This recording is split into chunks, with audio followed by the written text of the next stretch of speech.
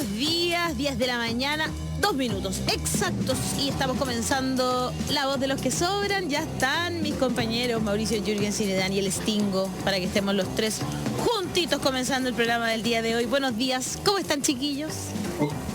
Hola, buenos días, ¿cómo están ustedes? Hola. Bien, hola. 29, Oye. hoy es 29 de mayo. Ya se nos está yendo este curioso y cuarentenado mayo. Quiero hacer una pregunta. Haga la pregunta. ¿Cómo se ve mejor así, así o así? ¿Cómo? ¿Ahí ¿Ya? o ahí? Sin la luz. Ya. Sin la luz, sí. Veo Ya. que la cuarentena está empezando a ser milla la salud mental de Daniel. ¿Ah?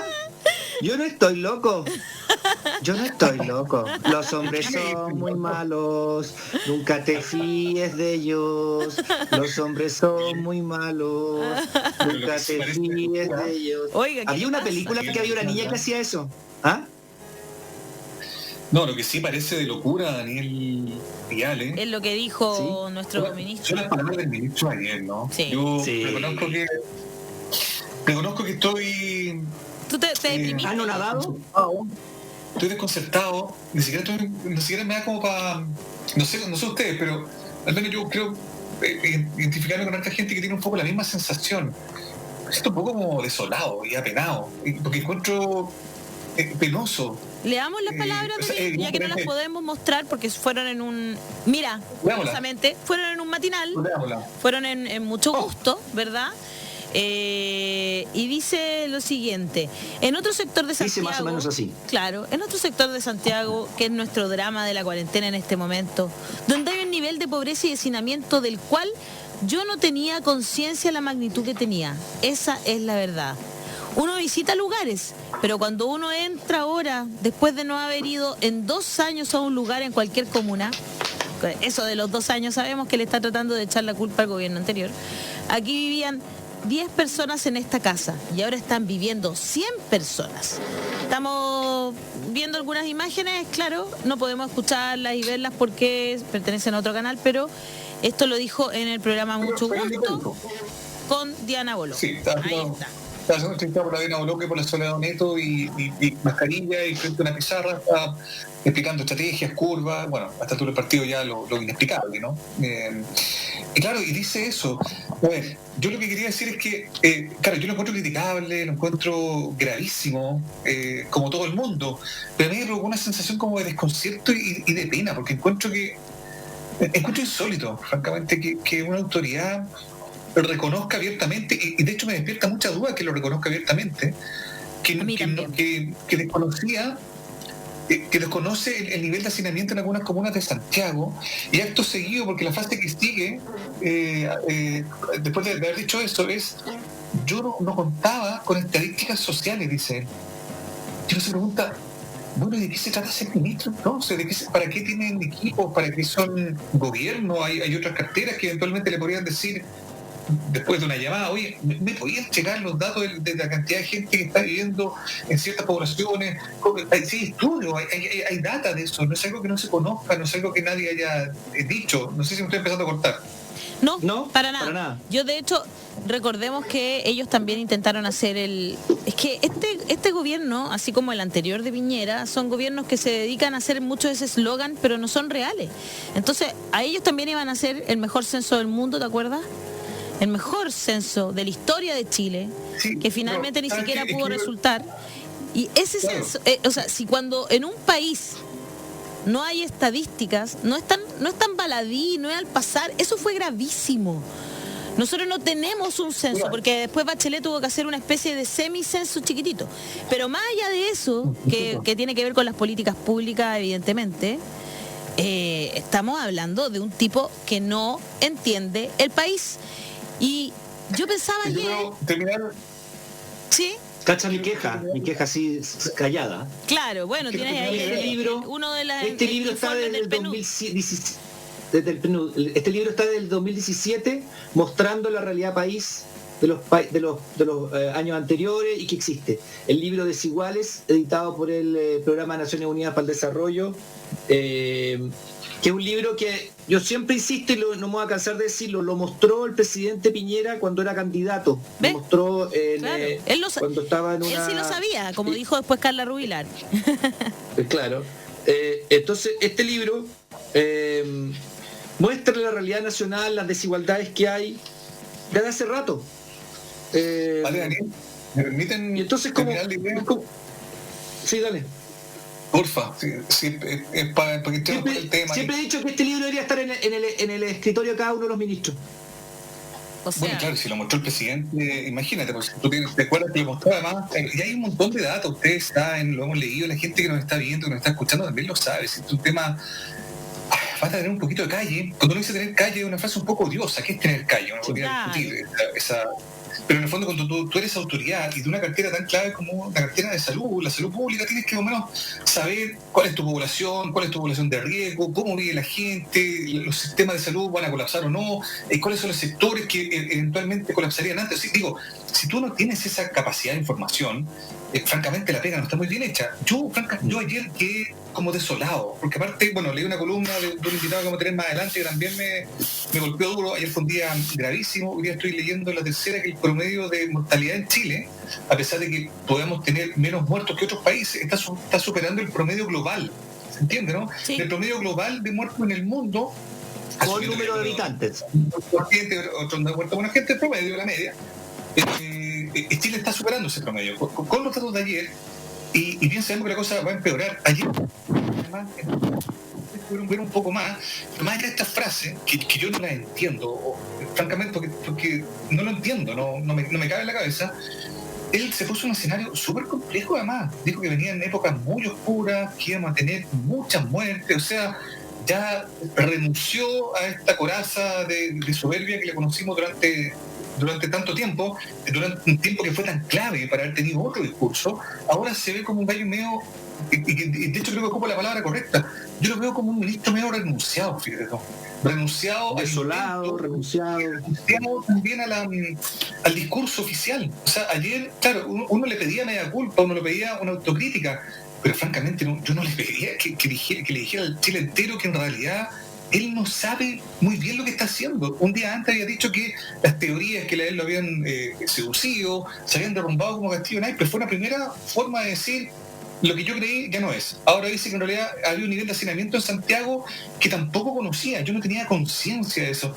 Yo no sé, chiquillos, qué ven ustedes. Yo veo algo deliberado, porque Mañalich podrá ser, no sé, incompetente si tú quieres, pero no es un gallo tonto, es un gallo inteligente. Yo no sé si está queriendo salir, yo no sé si está queriendo allanarse el camino para que entre alguien más.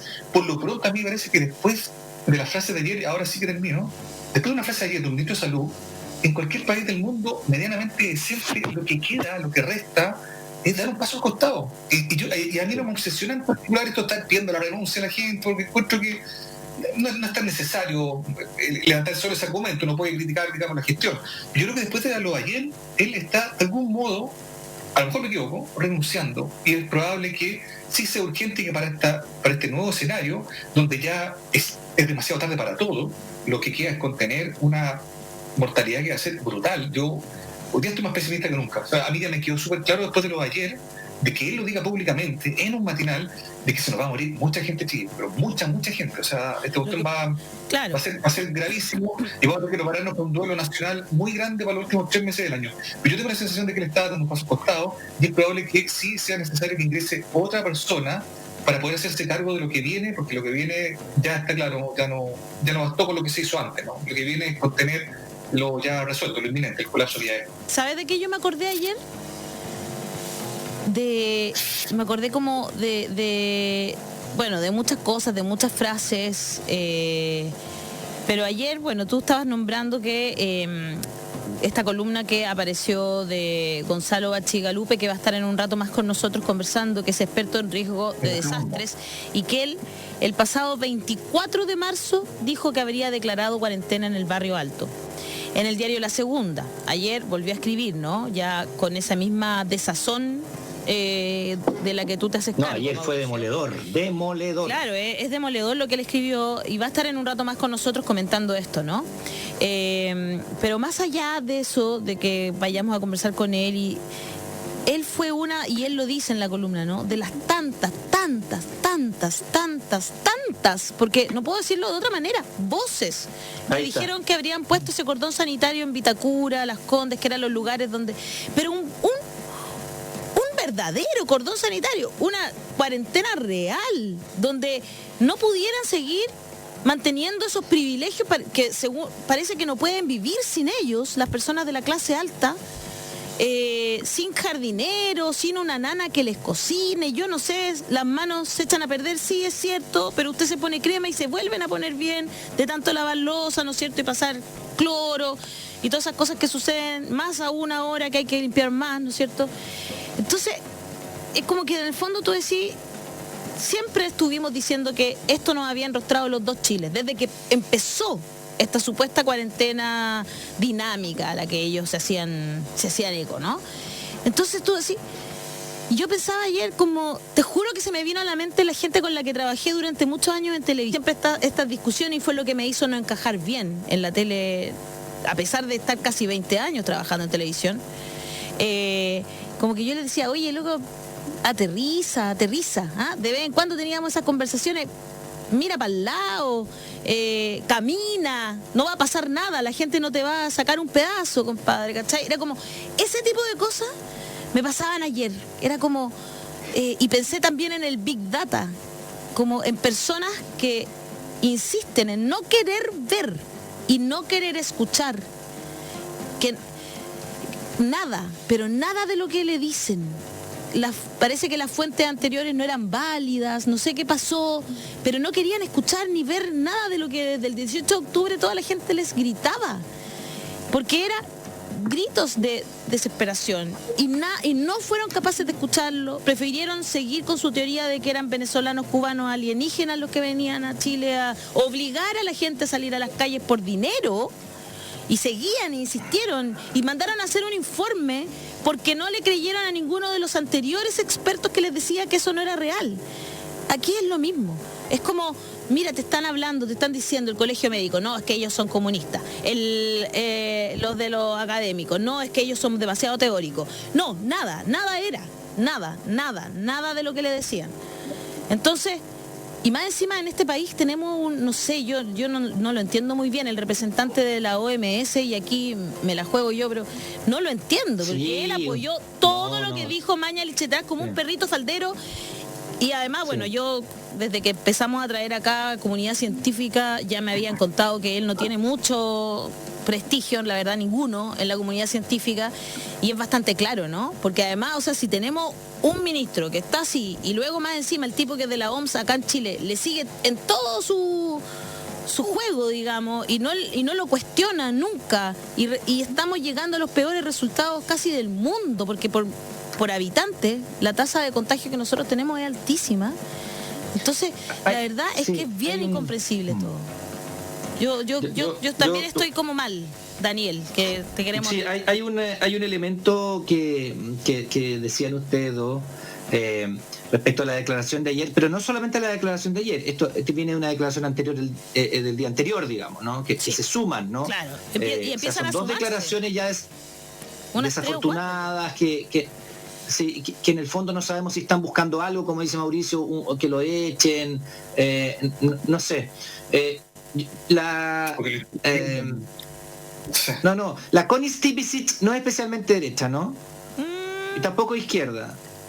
Pero ella dice lo más revelador de los dichos de Mañalich sobre desconocimiento de la pobreza y hacinamiento es que confirma que nunca leyeron el estallido del 18 de octubre en clave social, sino solo política. Mira, ella, que no es especialmente izquierda. Lo mismo este otro que está en el... Eso es lo que sí, yo sé. Pero es que hay varios que están haciendo eso. Pero a mí hay una cosa que me sorprende de todo esto, porque como que a ver, a mí cuando pasan este tipo de cosas, este tipo de cosas como así como que no tienen doble lectura, digamos, porque en fondo Mañalich dijo lo que dijo, lo dijo donde lo dijo, etcétera. No tienen dos lecturas, no hay que hacer un análisis tan profundo para decir, mira, lo que quiso decir, no, él dijo que no conocía la realidad, y que el día anterior dijo que se le cayó todo su armado de cómo enfrentar la pandemia como un castillo de naipes porque confió en algunos que parece que no debía, etcétera. No hay doble lectura, o sea, ¿a quién va a...? Pero así todo, hay una cuestión que me molesta mucho, y yo creo que lo voy a decir ahora y no sé si lo voy a volver a decir de nuevo, es aquellos que no son capaces de ver nada. Para salir a prestarle ropa, la gente derecha le echó la culpa a Bachelet y que dejó pasar inmigrantes, y por eso estamos así. Esa es la lectura que hacen algunos. No, es que, ¿sabéis qué pasa? Que yo creo que a veces la ceguera de algunos es tan grave, que hace que en verdad no solamente tengamos dos Chiles en materia económica y social, también hay dos Chiles en materia ideológica, pero además de ideológica, que el último no sería malo, es claro, es como buscar la verdad o no buscar la verdad. O sea, es como cuando alguno ya se descubrió que Pinochet había torturado, algunos dijeron, no, nunca pasó eso. Pinochet había torturado, Pinochet había asesinado, Pinochet había hecho simulaciones de enfrentamiento cuando los mataba, tiró gente al mar muerto, el retiro de televisores, todo ya había robado, o sea, ya una cosa que ya no aguantan, que es una dictadura vulgar, o sea, como de lo peor calaña. Sí, algunos lo siguen defendiendo.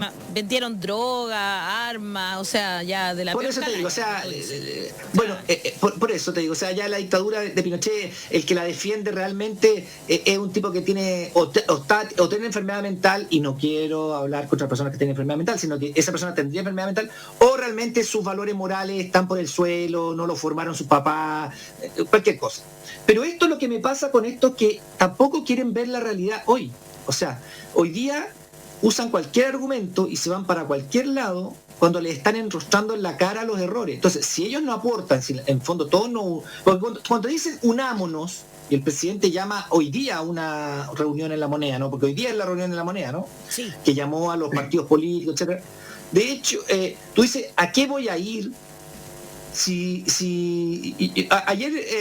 Ayer, creo, anteayer, este señor que le gusta hacer entrevistas que al presidente son súper concesivas, pero al resto los persigue. ¿Quién? Del Río. Ya. Del Río, pues. Sí, pues sí. Entrevistó a la Carol Cariola, y lo único que hizo fue decirle, pero ¿por qué le dicen que no al presidente de ir a La Moneda? Y él le explicó 5 o 6 veces, y insistía. Un tipo que no sabe hacer entrevistas, sino que lo que hace es que se le mete algo en la cabeza y se pone obsesivo.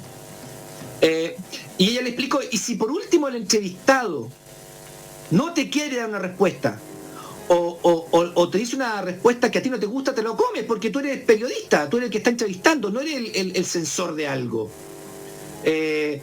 Tú lo que harás es mostrar lo que ella está diciendo con las preguntas inteligentes que hagas, pero la respuesta no la puedes seguir haciendo 6, 7 veces la misma pregunta, cuando ya la hiciste 2, 3 veces y ya te dice no, y te da una explicación que por lo menos para mí eran bastante cuerdas, decirse ahí que no nos ha pescado en todo este tiempo y quiere que vayamos así a sacarnos una foto. O sea, tiene toda la razón. Pero por otro lado, si uno lo suma, ya uno podría decir esto, al Partido Liberales no lo invitó. Los liberales tienen 2 diputados y lo excluyó. Tengo acá la declaración de Vlado Milosevic, que dice que a ellos lo excluyeron de esta reunión en La Moneda hoy día cuando ellos están dispuestos a ir a conversar. ¿Cómo se explica el todos y con todos se excluye a un partido político que además tiene 2 diputados, un alcalde, etcétera? O sea, un partido político formado... Acá claro, lo estaba leyendo acá en el mostrador hoy día. Parte del Frente Amplio. ¿Ah? En el mostrador sale el artículo hoy día donde cuentan cuáles son los partidos, claro, que quedaron excluidos, no los invitaron del Frente Amplio. Daniel Allen. Pero tú puedes, liberales, sí, tú puedes hacer eso, o sea, tú puedes excluir a un partido político que dice Vlado Milosevic, ni tan diálogo ni tan nacional. El gobierno de Chile nos acaba de informar que liberales Chile no estamos invitados a participar del acuerdo nacional a pesar de haber mostrado disposición. El presidente Piñera debe ser honesto y realmente es con todos o no. Y tú dices, bueno, le están pidiendo al PC, lo están cuestionando de parte de la fuente oficial del Río, que es como la voz de La Moneda, y tú dices, bueno, ¿y qué pasa con liberales? Claro. Mauricio. Quería volver un poco a lo de Mañalich, porque sí, me fui un encuentro que poquito, urgente, porque encuentro que para lo que viene ahora es súper frágil y aún más confuso para la población. Lo estoy hablando como un ciudadano más. O sea, en época de pandemia, con la crisis desatada que está, con los números que estamos viendo, con la curva que ya no solo la perdieron de vista, sino que ya derechamente se les escapó hace mucho rato, a mí me da la impresión de que estamos hablando de un ministerio, de una autoridad de salud, ya ni siquiera de una persona en particular, estoy hablando de un ministerio que perdió la brújula de lo que tiene que hacer. Y eso es muy grave, porque lo que viene es muy grave. Entonces, sí, uno recuerda frases, como decía la Ale, como esta frase de que los libros de Cosquín están llenos de felicitaciones, claro, que mi teléfono no para de sonar, con la mejor saludos internacionales, la mejor salud del Chile mundo. está en la mitad de una guerra de aprovisionamiento por el tema de los ventiladores entre China y Estados Unidos. Ayer insistió en la tesis, pero dijo que la guerra que venía ahora era por las vacunas. En fin, o sea, son tantas cosas que uno recuerda que en realidad yo siento que no queda mucha más opción ni para él, ni para nadie de su equipo, ni para el gobierno, ¿no? Que buscar un cambio. Y yo tengo la sensación, estoy tratando de leerlo ayer, pero ayer me parece que es gravísimo. O sea, por mucho menos autoridades públicas han salido, porque esto es reconocer algo muy complejo, por algo que Carla Rubilar, como decía la Ale, tuvo que salir después de decir, no, el presidente tiene súper claro todo. Antes, el gobierno del presidente Piñera conoce la desigualdad, dijo una cosa así, ¿no? También hay un desmarque ahí, curioso, porque además ayer Mañalich en la entrevista de Mucho Gusto en Mega dijo, mi único patrón acá es el presidente. También de alguna forma con un recordatorio medio oblicuo de que de él depende si sí o no, capaz que algo que estén negociando, acordando. A lo mejor este hombre ya está medio colapsado, no da más, porque bien o mal nos conta que ha estado trabajando. Sí, claro, eso es inevitable. Eso es real. Que no veía a su mujer hace 4 meses, en fin, bueno. Está bien, yo asumo que también puede eventualmente haber un factor de ese tipo, pero dicho ayer es gravísimo, que en el fondo es como estás diciéndole a la gente de que este ministro de Salud, que él decía con tanta soberbia que estaba en la calle, acuérdate que él de la frase de la Coca-Cola, la Pepsi, la que usted quiera, o la cerveza, una empanada, póngale el nombre, la debilidad de la señora subsecretaria, lo que hace es que a ella le gusta mucho el café, toda esa cosa arrogante, desafiante con los medios, diciéndole a los periodistas que en realidad los diarios, el negocio de los diarios es vender mentiras, tanta arrogancia, tanta incapacidad de escuchar, tanta soberbia.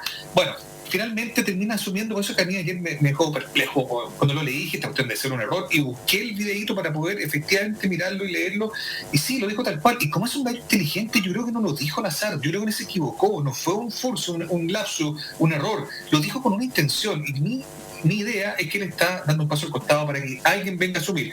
¿Por qué? Podría ser así, porque lo que viene es que el ministro de Salud que le toque asumir, o la ministra de Salud que le toque asumir ahora, si es que efectivamente Mañalich está preparando la salida, va a tener que hacerse cargo de algo demasiado ingrato, que es un tema de sanidad, ya no de contener el COVID-19, es cómo te va a hacer cargo de los muertos que van a haber. De eso estamos hablando. Ese es el escenario. Y yo siento ahí como que Mañalich llegó al borde y dijo, hasta aquí nomás llegué, la verdad que todo lo que se hizo con la mejor intención, pero no se pudo, nos enamoramos de teorías que se derrumbaron, no tenía idea del hacinamiento, escucha, este ministerio se equivoca, está replegándose, ¿se dan cuenta? ¿No? Está saliendo, está en una despedida, siento yo, para que venga otro a hacerse cargo, feo lo que voy a decir, pero hacerse cargo de los muertos, eso es. Ayer, bueno, había muchos rumores de que iban a cambiar, sí, que iba a llegar París, el doctor Enrique París, que parece que sí, lleva harto rato haciéndose campaña para reemplazar a Mañalich, detrásito ahí, siempre apareciendo, ¿no? Pero no sé, yo creo que por el momento yo creo que no son más que rumores, porque en realidad para que esto suceda, yo aquí tengo una duda existencial. No sé si estas palabras de Mañalich y su nueva forma responden a... no sé si responden, y esta es mi duda, a una estrategia o responden a una estrategia personal de él, a una estrategia del gobierno, porque también el presidente Piñera como que también un poquito empezó a bajar la guardia también, ¿no? Pero no sé si responden a una estrategia del gobierno o responden a una estrategia personal de él, o de verdad le está saliendo esto a flor de piel porque ya cachó que se equivocó, no sé. Probablemente hace rato que Mañalich no sale con Piñera juntos en puntos de prensa, a los que se andaban por arriba abajo. Sí. Yo creo que es algo convenido y se está separando un camino, se está inmolando de algún modo también el ministro de Salud al decir, claro. Porque en el fondo lo que está diciendo es, yo no sabía y yo me equivoqué. Sí. O sea, bueno, alguien puede decir, en todo caso es verdad. Oye, que no, claro, no, alguien puede decir, oye, que no, hombre, ¿quién admite? Bueno, y podríamos discutir o no si hay cierta nobleza o no, pero uno sabe que en política, la política es política, digamos, la verdad es, siempre tiene algo más detrás, digamos, ¿no? Es lo que yo creo. Y él está admitiendo en 2 días que se equivocó y que no sabía. Claro. Y eso es muy grave, porque es ministro de Salud en la mitad de una pandemia donde se está muriendo la gente, perdón la expresión, de verdad que perdón la expresión, se está muriendo la gente como mosca. Entonces, ¿qué es lo que sigue? Siento yo, es un escenario donde o pretende recuperar algo de su vida o pretende armarse una carrera política. La entrevista con Cristian Barker la otra vez también, muy celebrada por alguna gente porque se le afloró una cosa humana de lo que leía, de lo que él era. Hay mucha gente un poco seducida con la personalidad de Mañalich, incluso algunos ven, y yo lo vi hace varias semanas, columnas en el Mercurio, que ya daban cuenta de que algunos en el sector de Chile Vamos miraban a Mañalich como una persona interesante en el intento de construir ahí un eventual liderazgo, candidato, vaya a saber uno, ¿no? Ojo con eso. O se está pavimentando una cosa para allá, o quiere retomar su vida, o derechamente, como buen empleado, ya que dijo que Piñera era su patrón, como buen empleado se está inmolando por el jefe, ¿no? Claro. Para que el jefe salga por ahí, cubierto. yo creo que por ahí va. Yo creo que esas cosas son negociadas, son habladas. Es muy raro que le esté diciendo lo que dijo ayer, si es que no está en algún diálogo con el presidente, ¿no? Aparte que, de verdad, o sea, los de ayer también es como la comprobación, siento yo, no sé cómo lo ven ustedes, pero para mí es la comprobación de que el gobierno llegó hasta aquí nomás. Hasta acá llegó el gobierno. Es que el problema es que eso no es cierto. ¿Qué cosa no es cierto? Ya dijimos que el gobierno llegó hasta el 18 de octubre, después dijimos que llegó hasta noviembre, pero es que sigue, o sea, va a seguir. Pero déjame terminar la frase, no me refiero al gobierno, sí, me refiero al gobierno llegó hasta aquí, hasta este punto respecto a lo que podía hacer con el COVID-19. En temas de prevención, de preparación, de lo que se pudo hacer antes. Aquí, cuando el ministro ayer dice lo que dijo y lo que ha dicho esta última semana, le está diciendo a la gente, nosotros llegamos hasta acá. Lo que viene ahora es nos vamos a tener que hacer cargo de los daños, pero en la prevención llegamos hasta acá. No tenemos más recursos que hacer. Ya dimos las canastas, dimos la plata, trajimos los ventiladores que pudimos, compramos las mascarillas que pudimos, hicimos la estrategia que pudimos, hicimos las cuarentenas dinámicas, nos enamoramos de teorías que no funcionaron, no teníamos idea que la gente era tan de pobre y vivían tanto que había vacinado, así que la verdad nosotros llegamos hasta acá. Y lo que viene ahora es otra estrategia que ya no es de prevención, que ya no es de cuidado ni de campaña de nada, sino que en el fondo es hacerte cargo de la tremenda embarrada que te va a quedar. Porque ya está muy claro, cuando ayer Mañalich dice vamos a enfrentar días muy oscuros, se nos va a morir mucha gente, es triste que yo lo diga, dijo, eso es, pues, eso es lo que va a pasar. La lata es que pudieron haberlo pensado antes y en vez de soberbia inicial pudieron haber tenido una mirada distinta respecto a esto que le iba a explotar en la cara, que tanta gente, como dice la Ale, se lo advirtió, y no gente detrás de un computador con una cuenta de Twitter. Hablamos de científicos, hablamos de gente experta, colegio médico, otra personalidad de otro mundo también científico. Oiga, haga cuarentena total, es lo único que ha funcionado en otros países. No, las pinzas. Oiga, ponga un muro sanitario, no haga cordón sanitario. ¿Cuánto que no pase se nadie. demoraron en cerrar las fronteras? ¿Cuánto se demoraron en cerrar las fronteras? Es absurdo. Chile es casi como una isla, podría haber hecho algo como eso. El registro civil contabiliza 63 muertes más que el Ministerio de Salud por COVID-19 en un día. O sea, los certificados de defunción, o sea, dicen COVID-19 63. ¿Dónde salió esto, Daniel? Salió en varios lados, como y en Valparaíso. CIPER. Sí, ayer CIPER, CIPER. Es un estudio de CIPER. ¿Recuerda la investigación publicada por CIPER? Sí. CIPER dice que el ministerio dice ponte tú que 100 y el ministerio dice 47. Y hoy y el registro civil dice 63 más. Eso fue ayer en CIPER, sí. Y hoy día en el diario La Quinta. Sí. También recoge el hilo de Alejandra Matus, a la cual también han ninguneado hasta el cansancio, ¿no? Quien reveló las discrepancias en cifras de muertes por COVID-19 y sepulturas en Valparaíso.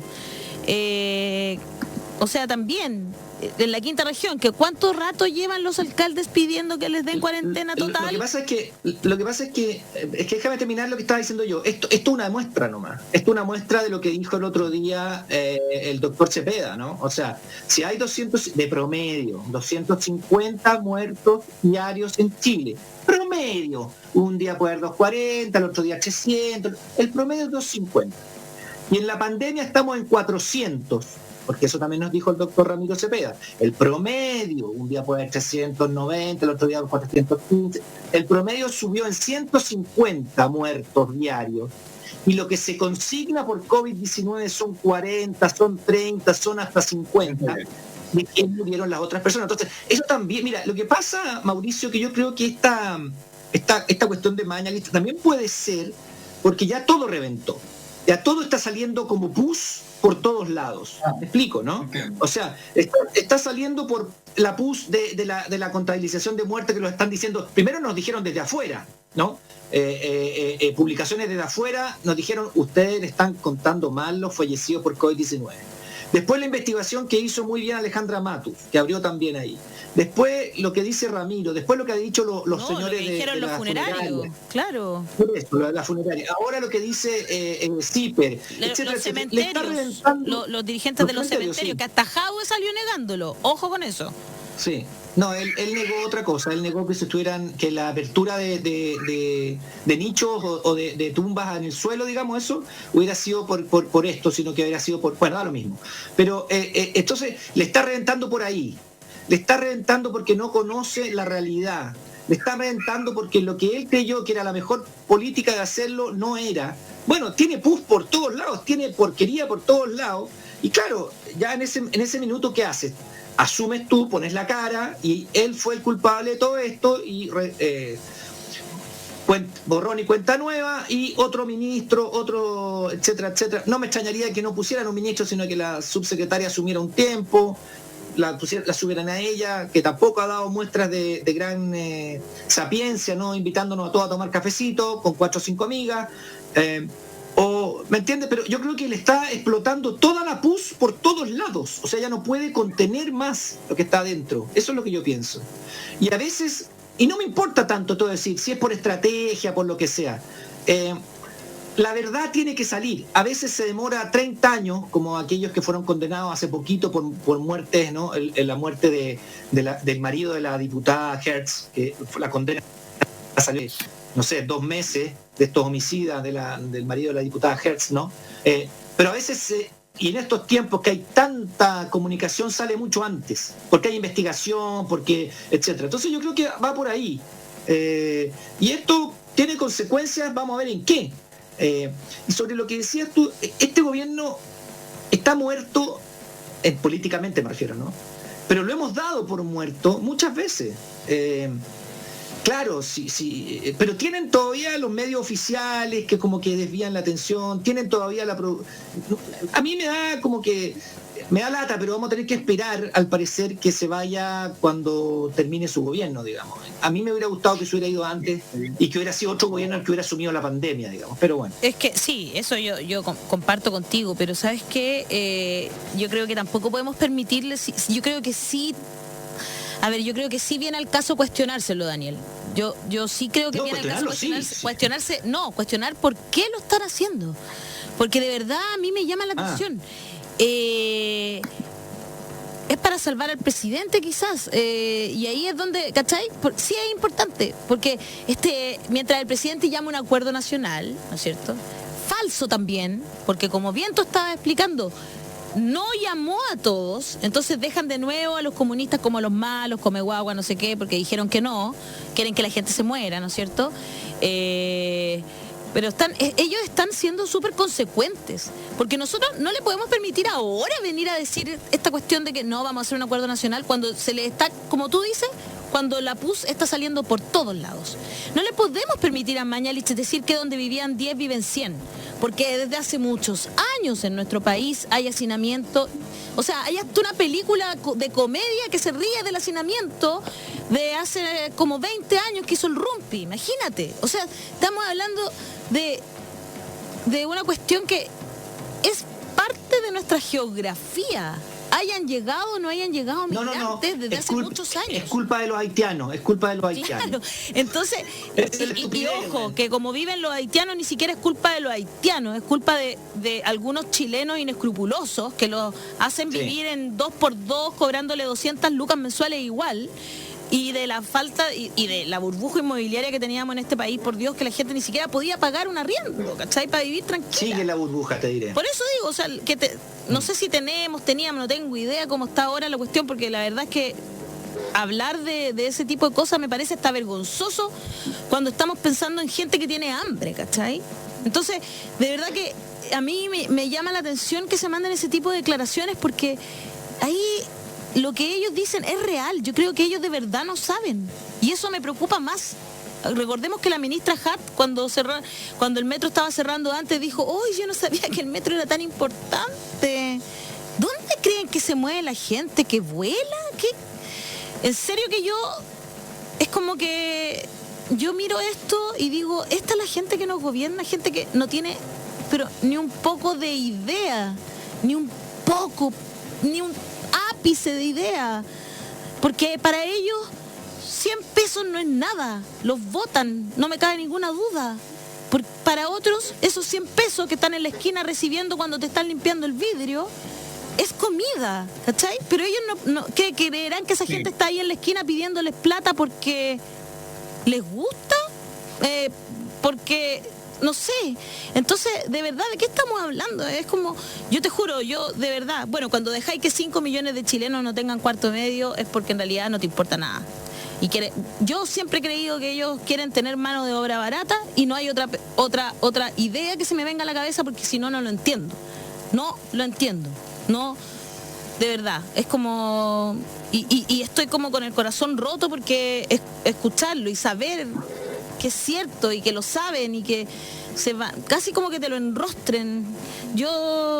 A mí como que de verdad esta cuestión me hace mal, ya no sé, como que anoche era como, pensaba y decía, ¿cómo vamos a salir de esto? ¿Cómo vamos a salir de esto con estas situaciones que se empiezan a dar? Con la gente que sabemos que vive así nada y que no hay ninguna posibilidad de que se aíslen. Ayer lo hablábamos con mi hijo y también ellos estaban como mal, porque era como, pucha, qué fuerte. ¿Qué pasa si tú te enfermas y resulta que viven... bueno, porque lo supimos de una persona que estaba justamente en una ¿cómo se llaman estas? Como que pusieron que los llevan a algunos hoteles, una residencia, ¿no es cierto? Claro, entonces como que conocimos la historia y como que nos dio, y lo conversamos mucho de cómo vive la gente, ¿no es cierto? Pero es impresionante que ellos no tengan... Algunas personas que viven ¿te acuerdas, Daniel, que lo comentamos mucho? Sabíamos, o sea, Lucía Damer lo dijo acá, van a llegar los narcobenefactores y anoche los narcos haciendo, pero entonces, de verdad estamos, o sea, todo lo que dijeron desde todos los ámbitos, no solo de la salud y no solo de la ciencia, también de las ciencias sociales, también y nada son capaces de escucharlo, porque a ellos se les mete una cuestión en la cabeza, no, que el 18 de octubre la gente, no, que le pagaban a la gente para ir a protestar. No, la gente vive mal, no va a protestar porque quiere, va a protestar porque ya no tiene nada más que hacer, porque los que estaban en la primera línea eran cabros del Sename que preferían vivir debajo de un puente que estar protegidos por el Sename, porque no los protegen. Entonces, y ellos no se dieron cuenta de esa desigualdad, no sabían cómo vivía esa gente, y realmente es... No, mira, y si lo llevamos al plano gerencial, si un gerente no sabe el público objetivo al cual tiene que atender, lo echan, porque como quieren decir que ellos saben más, como siempre Mauricio dice, que ellos llegaron con los tiempos mejores porque nosotros sabemos administrar mejor. Un gerente que no sabe cuál es su público objetivo y cómo lo va a atender, se va, ¿o no? Claro, o sea, claro. Estamos hablando de un gerente... Entonces, el gobierno de los ingenieros comerciales, con todo respeto a los ingenieros comerciales.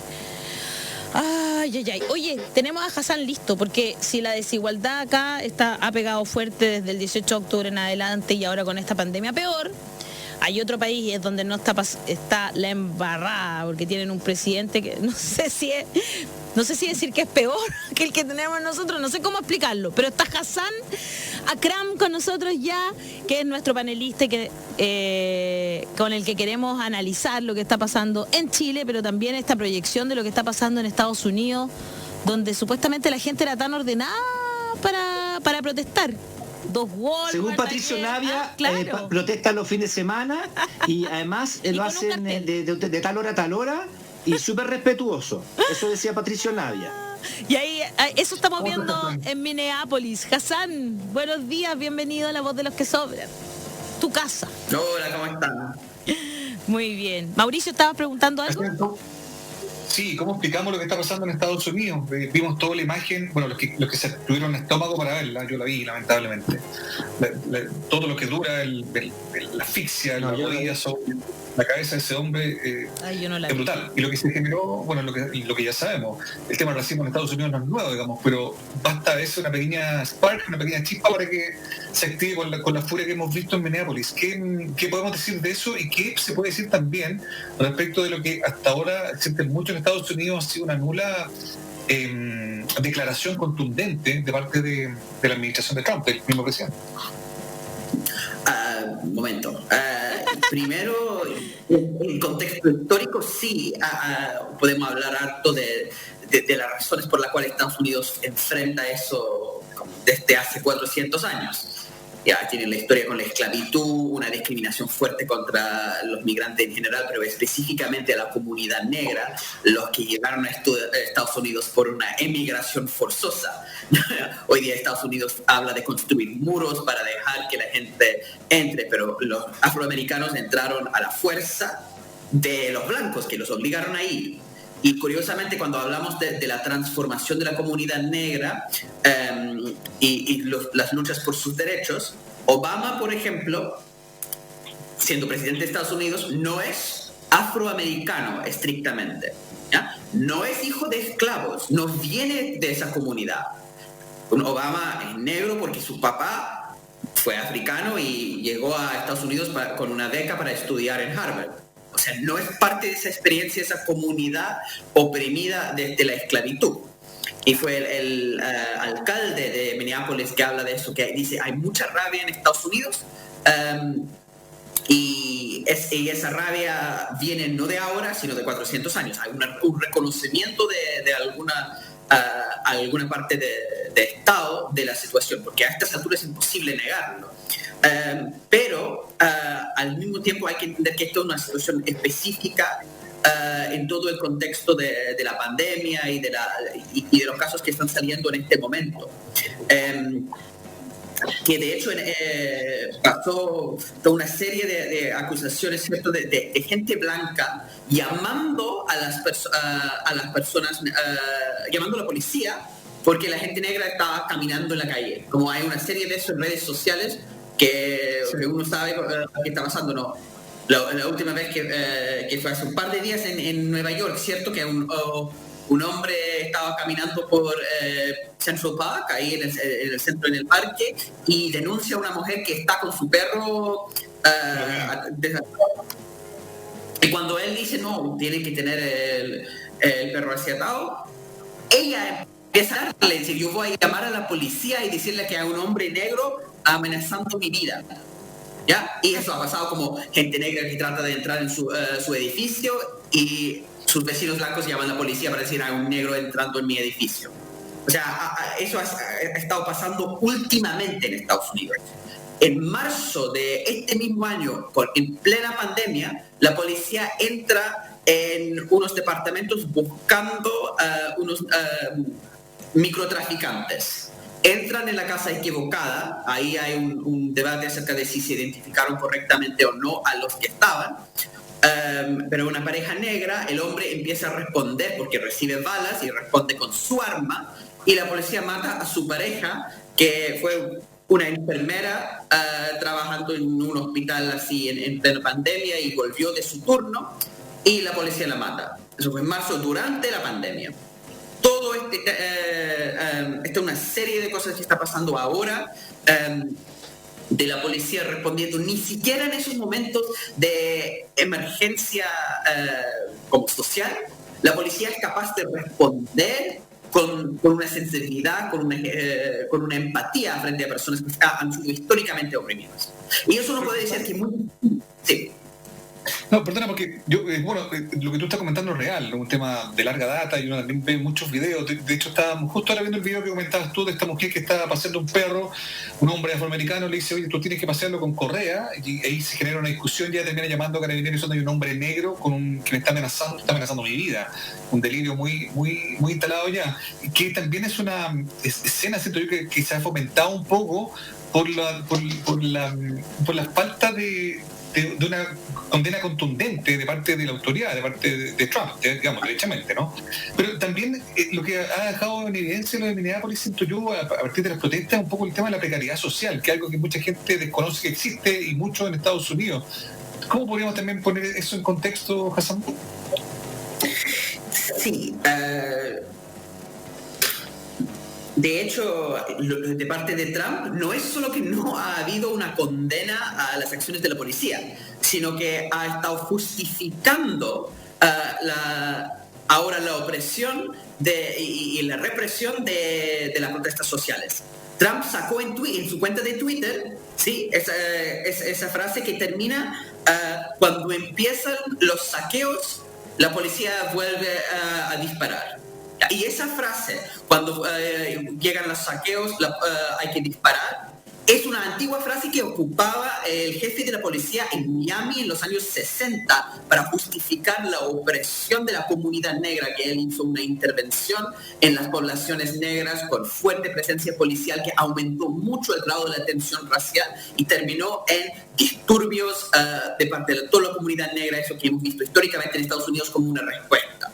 Entonces yo por eso dije, momento, no es solamente que Trump no está respondiendo bien a la familia, sino que está una vez más poniéndose al lado de los mismos que han terminado matando a esa persona. De hecho, hay toda una controversia también ocurriendo en Estados Unidos por las redes sociales. Sí. Twitter ahora está por la primera vez poniendo...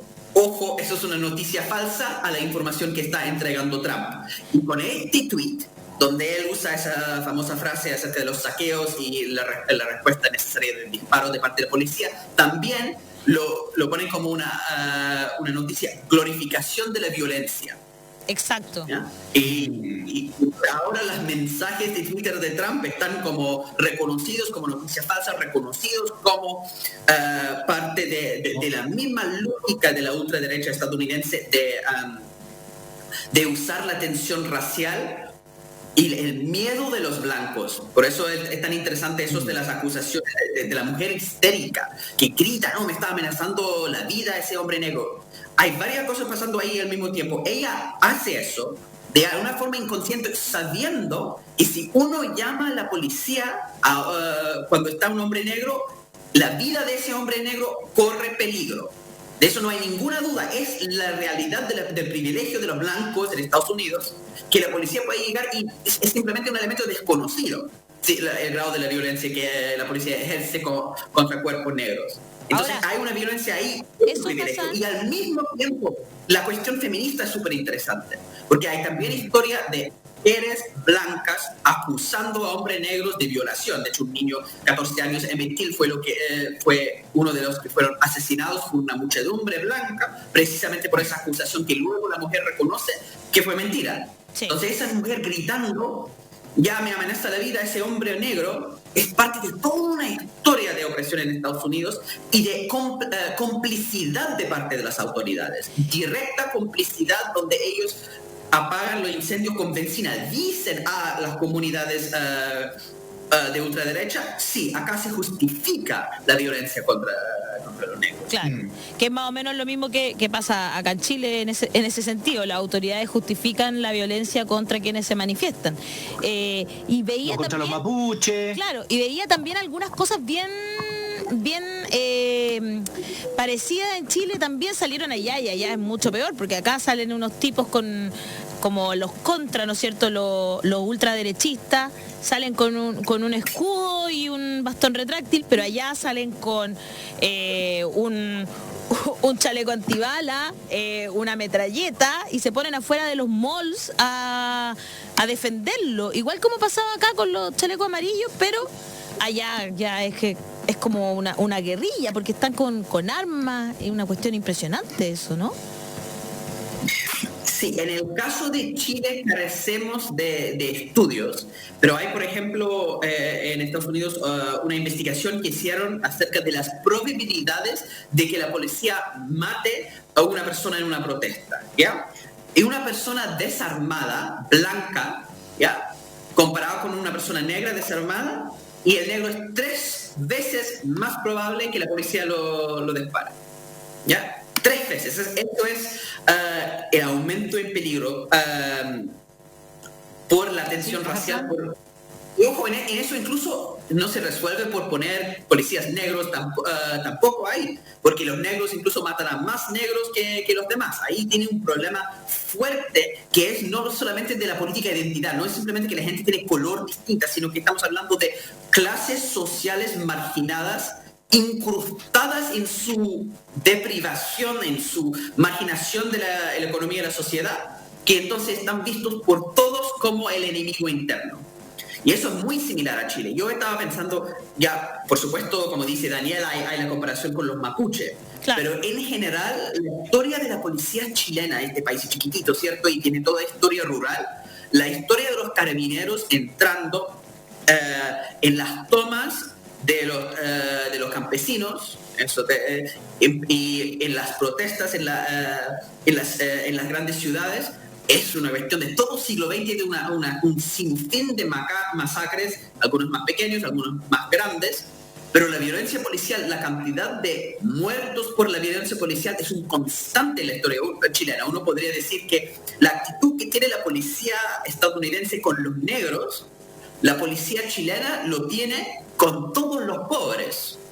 Por algo tenemos los masacres de Puerto Montt y todos los intentos, incluso durante la Unidad Popular. Al final, cuando dicen, uno tiene un gobierno marxista, ¿cuál es la política con la policía? Que la policía no mate a nadie en una protesta. Y eso incluso fue imposible. Teniendo gobierno de Allende, el momento en que tuvieron los disturbios en Concepción y el intendente comunista manda a los carabineros para separar a los que están manifestando, y cuál es la violencia de la policía, del entrenamiento militar es tal que terminan matando a personas en la protesta.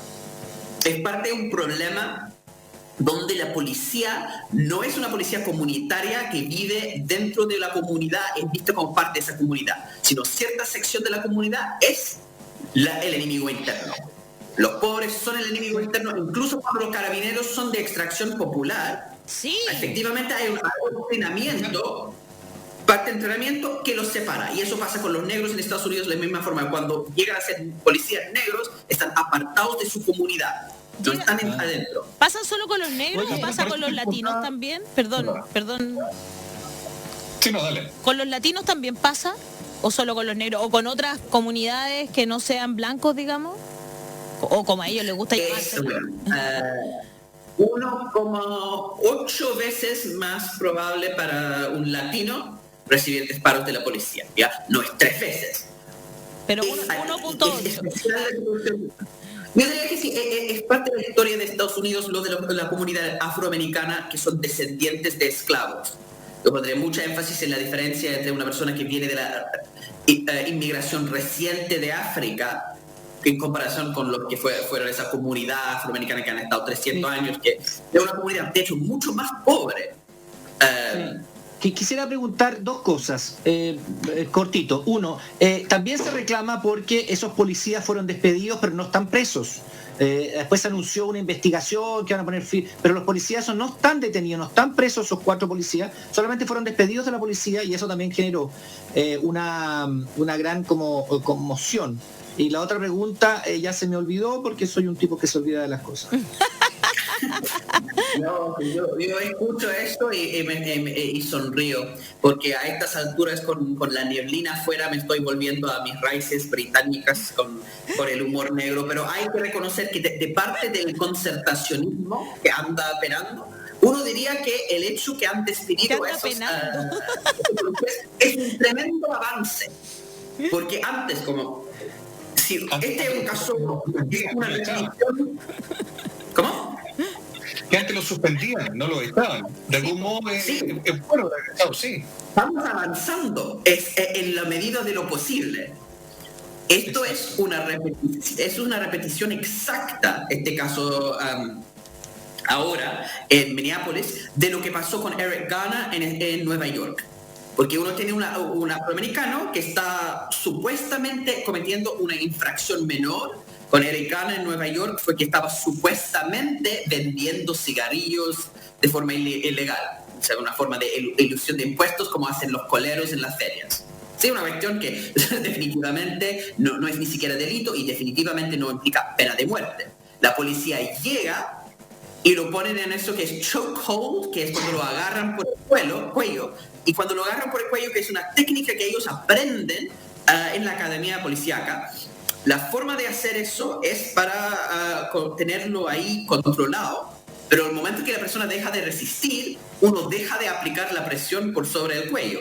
Y el cara dice 11 veces, no puedo respirar, no puedo respirar, no puedo respirar.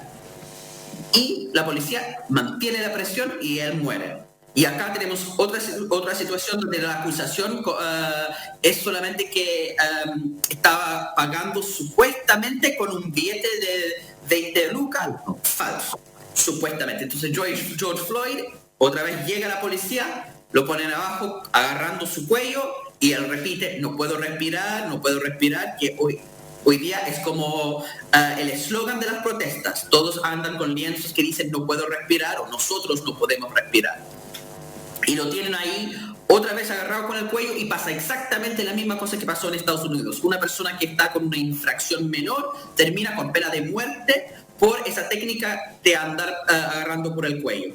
Exactamente la misma cosa, pero en Nueva York, que ojo, Nueva York y Minneapolis son ciudades demócratas, o sea, de centro izquierda, con alcaldes de izquierda, Bill de Blasio, ahí como uno cercano a Bernie Sanders, y otro como tradicionalmente de parte de eso, y tratan de simpatizar. Pero ¿cuál era la reacción de la policía? En Nueva York, al final, suspendieron por 6 meses a los policías y tardaron 5 años en despedir a la policía que mató a Eric Garner. 5 años. Ahora lo despidieron al tiro.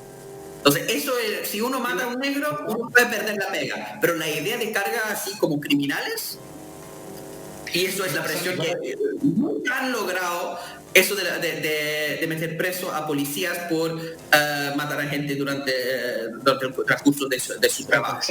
Y la contraprotesta de la ultraderecha defendiendo a los policías.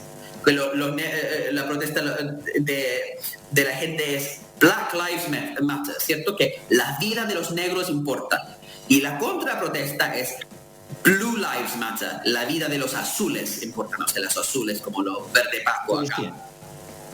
Los policías, la vida de los policías importa. Aunque el trabajo de un policía es uno de los trabajos menos peligrosos en la lista de trabajo. Es muy inusual que enfrentan violencia mortal.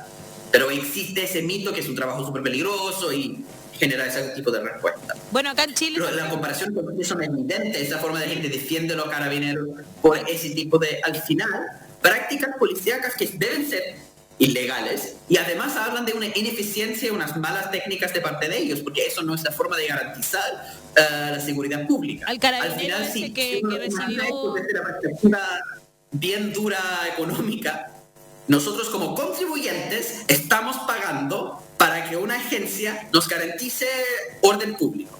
No lo están haciendo, están empeorando la situación.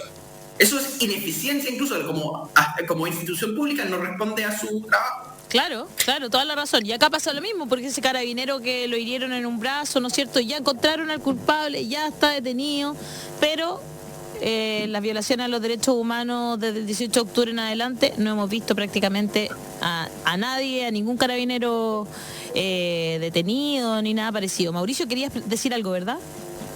Sí, solo por aportar respecto a lo que estaba contando Hassan, de la formación de la policía en Estados Unidos, que durante la última hora, no sé si vieron un video de un reportero afroamericano de la CNN que fue detenido mientras estaba haciendo un despacho en vivo, fue detenido por los carabineros y también ha generado una discusión muy profunda respecto de algo que también hemos visto acá, no exactamente lo mismo, digo, esta sensación de que pareciera no ser suficiente después de lo que hicieron estos policías. En Minneapolis uno esperaría que la policía tuviera una reacción distinta, pero en el fondo es como hasta con los reporteros negros también van a ir contra ellos, solo que están parados reporteando, dando una nota, contando, haciendo un enlace, lo que está pasando ahí. A mí esa imagen me volvió a sorprender, y entiendo que ha sido como dice Hassan Averó, apagar el fuego con benzina, digamos, porque la gente dice, pero por favor, o sea, estos tipos no están entendiendo nada, digamos. Anoche terminaron escapando de su propia comisaría porque estaban siendo acusados por la gente. La noche fue la jornada más violenta en Minneapolis desde que partió esto. Yo lo encuentro grave y siento que puede escalar. De hecho, han habido algunas otras réplicas en Los Ángeles. Recordemos que Los Ángeles, tú te acordarás, Hassan, ¿no? Las protestas masivas también que se generaron a partir de lo que pasó con Rodney King, están en la memoria de mucha gente en Estados Unidos, un tema muy sensible, y basta a veces, lo sabemos acá en Chile, basta a veces una pequeña chispa para que se incendie todo, digamos, ¿no? Sí, porque la discriminación racial es algo vivido como una violencia silenciosa en la vida cotidiana.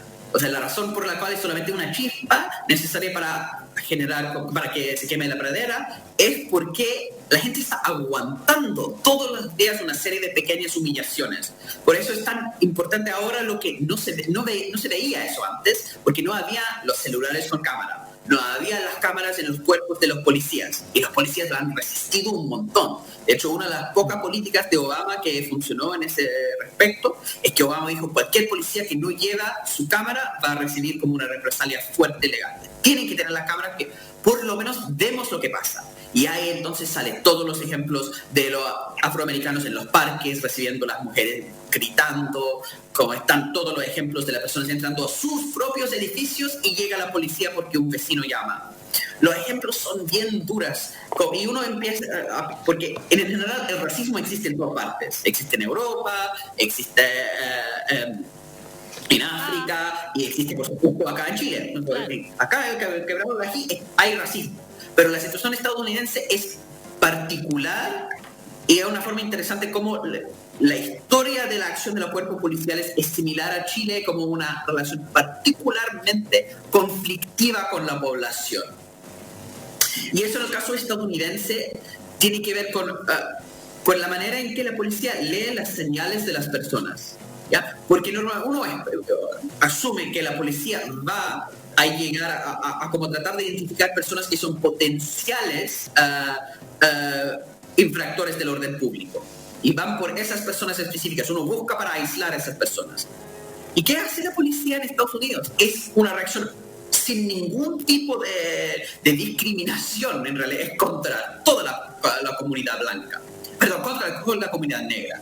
Los ejemplos fue hasta en Harvard, en esa pequeña ciudad universitaria, donde la población negra es mínima. Ahí el Skip Gates, que es un profesor catedrático de la Universidad de Harvard de literatura, y llega a su casa después de haber estado viajando por una conferencia internacional, no puede abrir la puerta de su casa, la casa que es propiedad de la Universidad de Harvard, de hecho, y está entonces tratando de forcejar la puerta, y un vecino llama a la policía, y llega la policía y lo meten preso. No. Eso incluso en los casos más extremos, ¿no? Si uno pregunta las entrevistas de los actores o la gente con recursos estadounidenses, cómo ellos enseñan a sus hijos a responder a la policía de una forma para proteger la vida. De hecho, los hijos negros de los policías dicen: en el momento que yo no llevo el uniforme, yo soy un potencial blanco como de violencia, y por ende reacciono de una forma distinta. Esa actitud como de violencia total contra una comunidad completa es algo distinto. Uno puede decir que la policía actúa con más violencia contra minorías, siempre. Pero esa actitud de violencia total es algo especial de Estados Unidos, y algo que tiene que ver con lo que hacen las policías acá también, y lo vimos en el estallido. Una reacción donde atacan a todas las protestas sin ningún tipo de distinción entre las personas. Eso yo creo que es lo especial del estallido en comparación con las otras protestas. Porque normalmente la policía es muy violenta en Chile, pero es violenta después de cierto tiempo. Hay una marcha pacífica, pasan los cabros universitarios, pasan las familias, y después empiezan a pelear así y se ponen violentos las policías. Pero el estallido empezaron al tiro a atacar.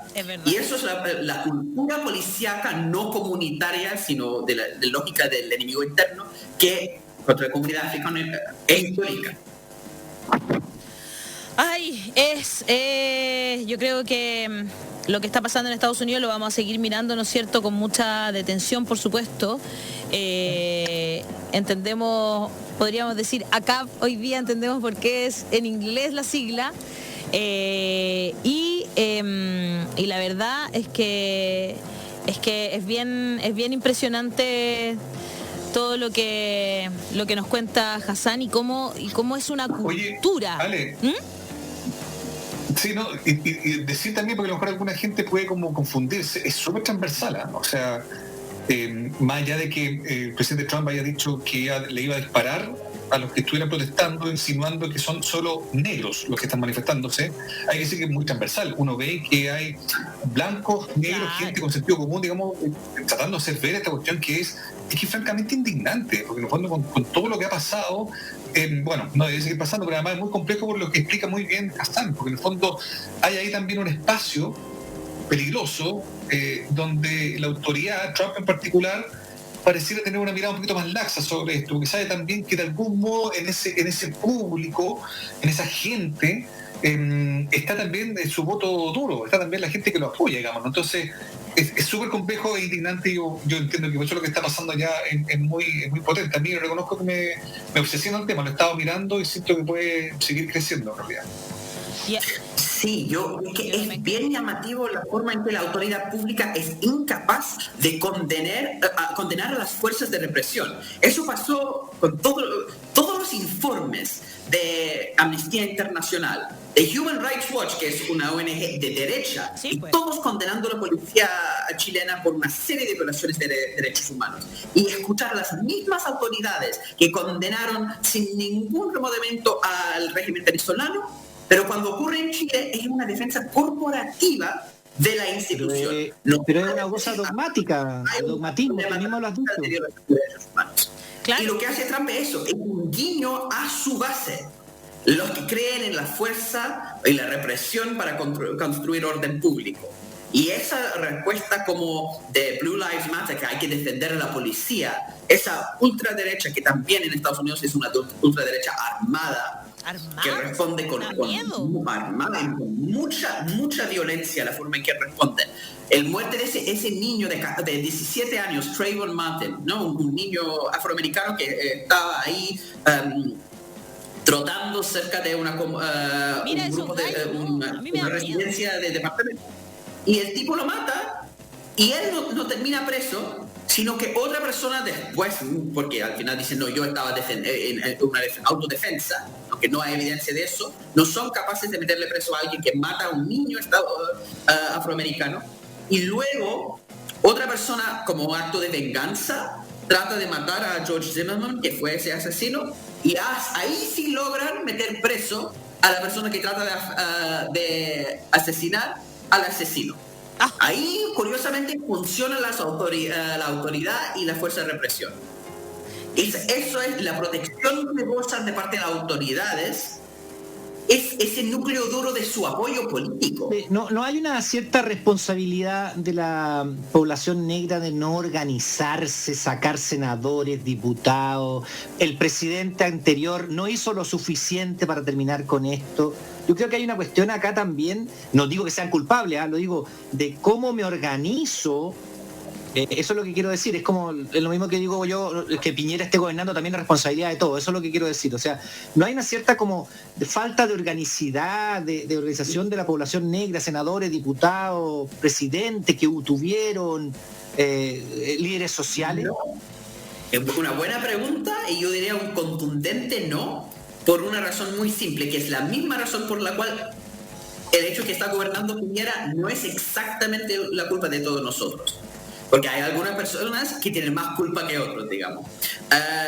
Específicamente, en el caso de Piñera, la gente dejó de votar en las últimas elecciones. Sí. Yo hice toda la análisis para el libro que hice sobre el estallido. Sí. Que esta forma en que la gente deja de votar para la centroizquierda porque tienen un rechazo frente a este concertacionismo, ¿cierto?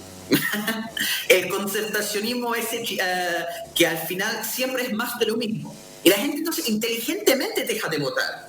La gente deja que Piñera gane porque da igual si gana Eduardo Frei otra vez o gana Lago o gana Guille, no es distinto, pasan las mismas cosas y quizás sin estallido. Entonces que gobierne Piñera no es la solución y que gobierne la concertación tampoco es la solución. Entonces la gente cuando no dejan de votar es parte de esa lógica. Y el problema de la política negra en Estados Unidos es muy de esa parte. Hay un concertacionismo, una centro-izquierda neoliberalizada que al final es más de lo mismo, y la política negra en Estados Unidos es ultra clientelar, ¿ya? Entonces uno tiene una clase media alta negra, una burguesía negra si quieren, y ese grupo de personas que incluye toda una ala del caucus de los negros del Partido Demócrata. Hay muchos en el Congreso. Es un grupo muy corrupto y muy asociado con la máquina del Partido Demócrata. La máquina en el sentido así de la cocina, de las negociaciones bajo la mesa. Una parte muy corrupta de la comunidad negra logró enriquecerse haciéndose amigos, congraciándose con esa máquina del Partido Demócrata y lo ocupan como el voto duro. Los negros votaron a Obama. Los negros están apoyando ahora a Joe Biden. Hubo una controversia porque Joe Biden dijo en la radio, si uno no vota por mí, usted no es negro. Así tal cual un comentario ridículo, pero habla de la arrogancia del establishment. El problema para Bernie Sanders y para la izquierda más de verdad, más dura en Estados Unidos, les cuesta mucho llegar a la comunidad negra. Porque la comunidad negra ha sido efectivamente homogeneizada y comprada por esa élite política concertacionista. Entonces, la razón por la cual estamos en esta situación, yo incluso no apuntaría a Trump. Trump es un síntoma, pero las causas profundas de eso vienen con la manera en que la izquierda o la centroizquierda ha dejado de funcionar bien. Entonces yo culpo a la concertación por todo. Excelente.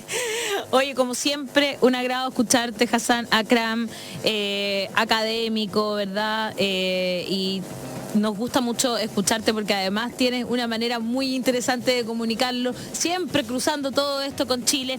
Nuestro próximo invitado está en Estados Unidos y también puede hablar de este tema y también puede hablar de todo lo que está pasando en Chile y...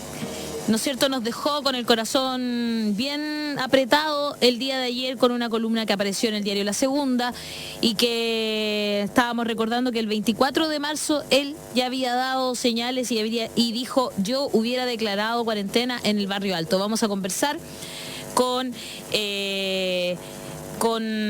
Bachigalupe, ¿no es cierto? Gonzalo Bachigalupe, quien es académico en la Amos Boston, máster en salud pública de la Universidad de Harvard, y va a estar con nosotros. Hassan Akram, como siempre, un abrazo para ti. Gracias, Hassan. Chao, Hassan, muchas gracias. Por tu claridad. Preclaro, como dice Daniel Stingo en esta conversación sobre lo que estaba pasando en Estados Unidos. Vamos a ir a una pequeña pausa en televisión y en las redes sociales. Ya volvemos entonces con el hombre del momento que escribió esta columna que tanto revuelo ha causado, Gonzalo Bachigalupe o Bachigalupe, no sé cómo se dice, se lo vamos a preguntar directamente a él.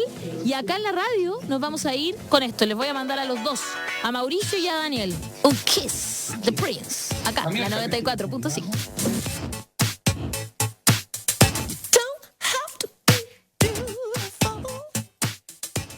El rescate de nuestros pueblos originarios. Hemos recorrido el país de norte a sur para descubrir estas y otras increíbles experiencias. Porque la aventura de crecer comienza aquí.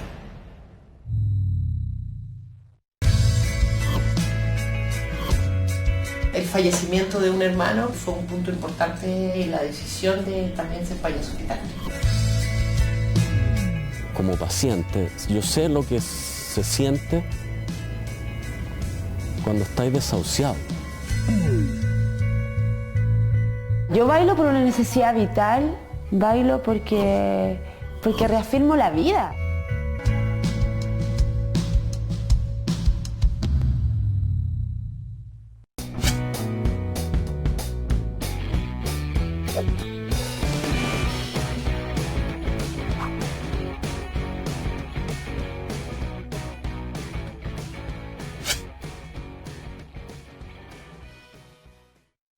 Tengo tengo mi profesión como tenor lírico, como también tengo coros.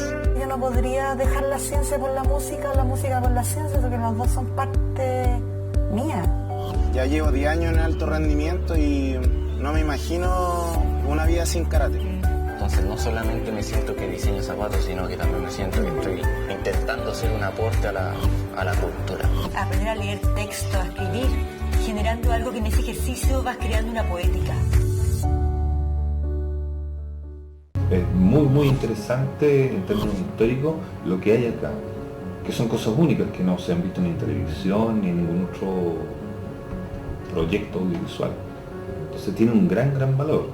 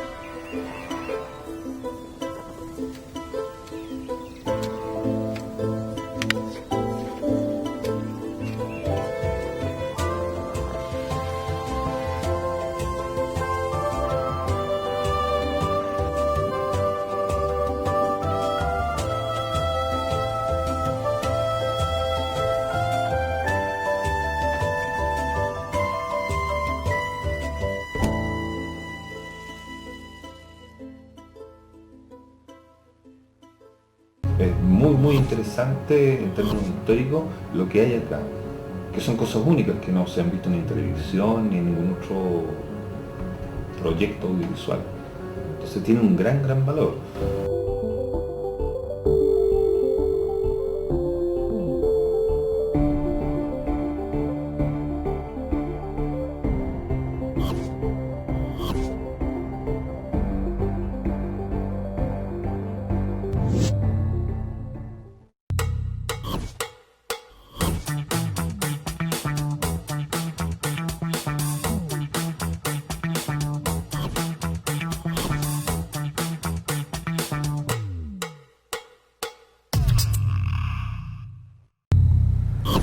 Tenemos que llevar a este hombre al hospital urgente. No. Todavía no, hasta que terminemos el interrogatorio. ¿Estamos?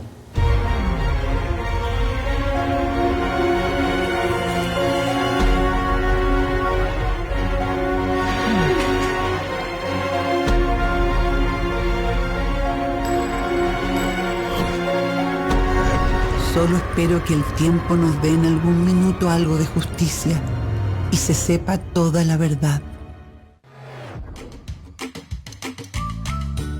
Estamos en Kim Cantún, en Santiago Televisión.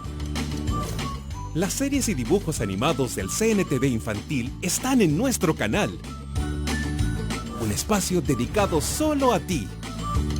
Todos los sábados y domingos desde las 8 de la mañana por Santiago TV.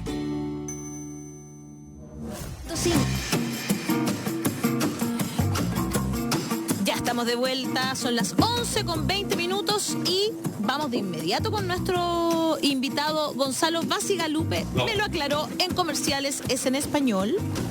su apellido, y está en Chile desde que se cerraron las fronteras. Él trabaja en la Universidad de Massachusetts en Boston y llamó profundamente la atención una de sus columnas en el diario La Segunda, porque además se hizo la comparación con lo que en una entrevista que ya le habían hecho el 24 de marzo pasado. Y la verdad es que muchas personas la empezaron a viralizar ayer, nos la mandaron también a nosotros para que conversáramos de ella, ¿verdad, Mauricio? Sí, pues, yo ayer como muchos, ¿no? Leí esta columna y me reconozco que me golpeó como lo preclaro, también lo drástico del juicio, ¿no? Y viendo un tuit del mismo Gonzalo, él decía, nos quedamos sin una generación en muchos de nuestros pueblos. Me dijo una antropóloga italiana en marzo. No me olvidé nunca de esa frase.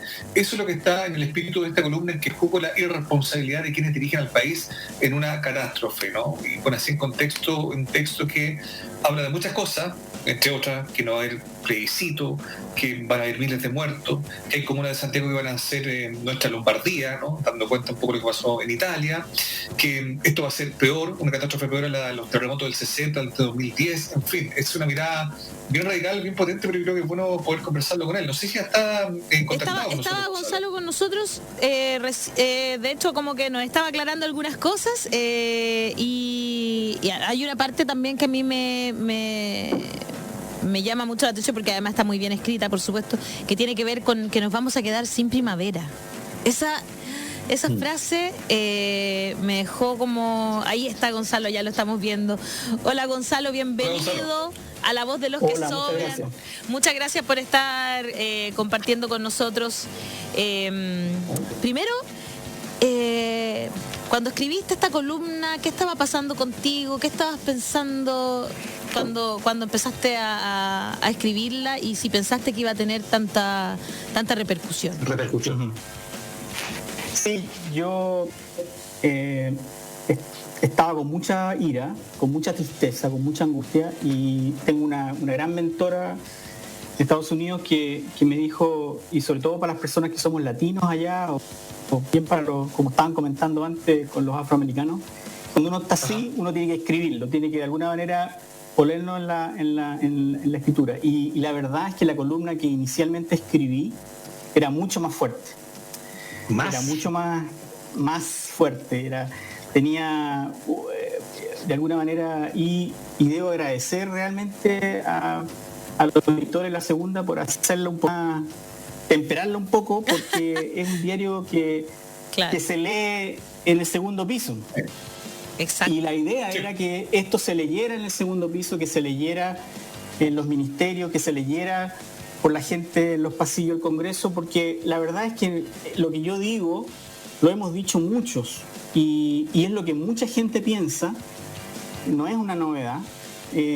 Y entonces, bueno, yo volví a releer mi propia entrevista, que la di el 19 de marzo, se publicó el 24. Perfecto. Y dije, qué terrible que lo que dije en ese momento, que sí, se corresponde con evidencia de lo que yo conozco, lo que he estudiado, etcétera, pero que con esta precisión, y no es una cuestión de arrogancia, es que yo la verdad quería que esto no sucediera, que de alguna manera pudiera ser como que estuviera errado. Y no.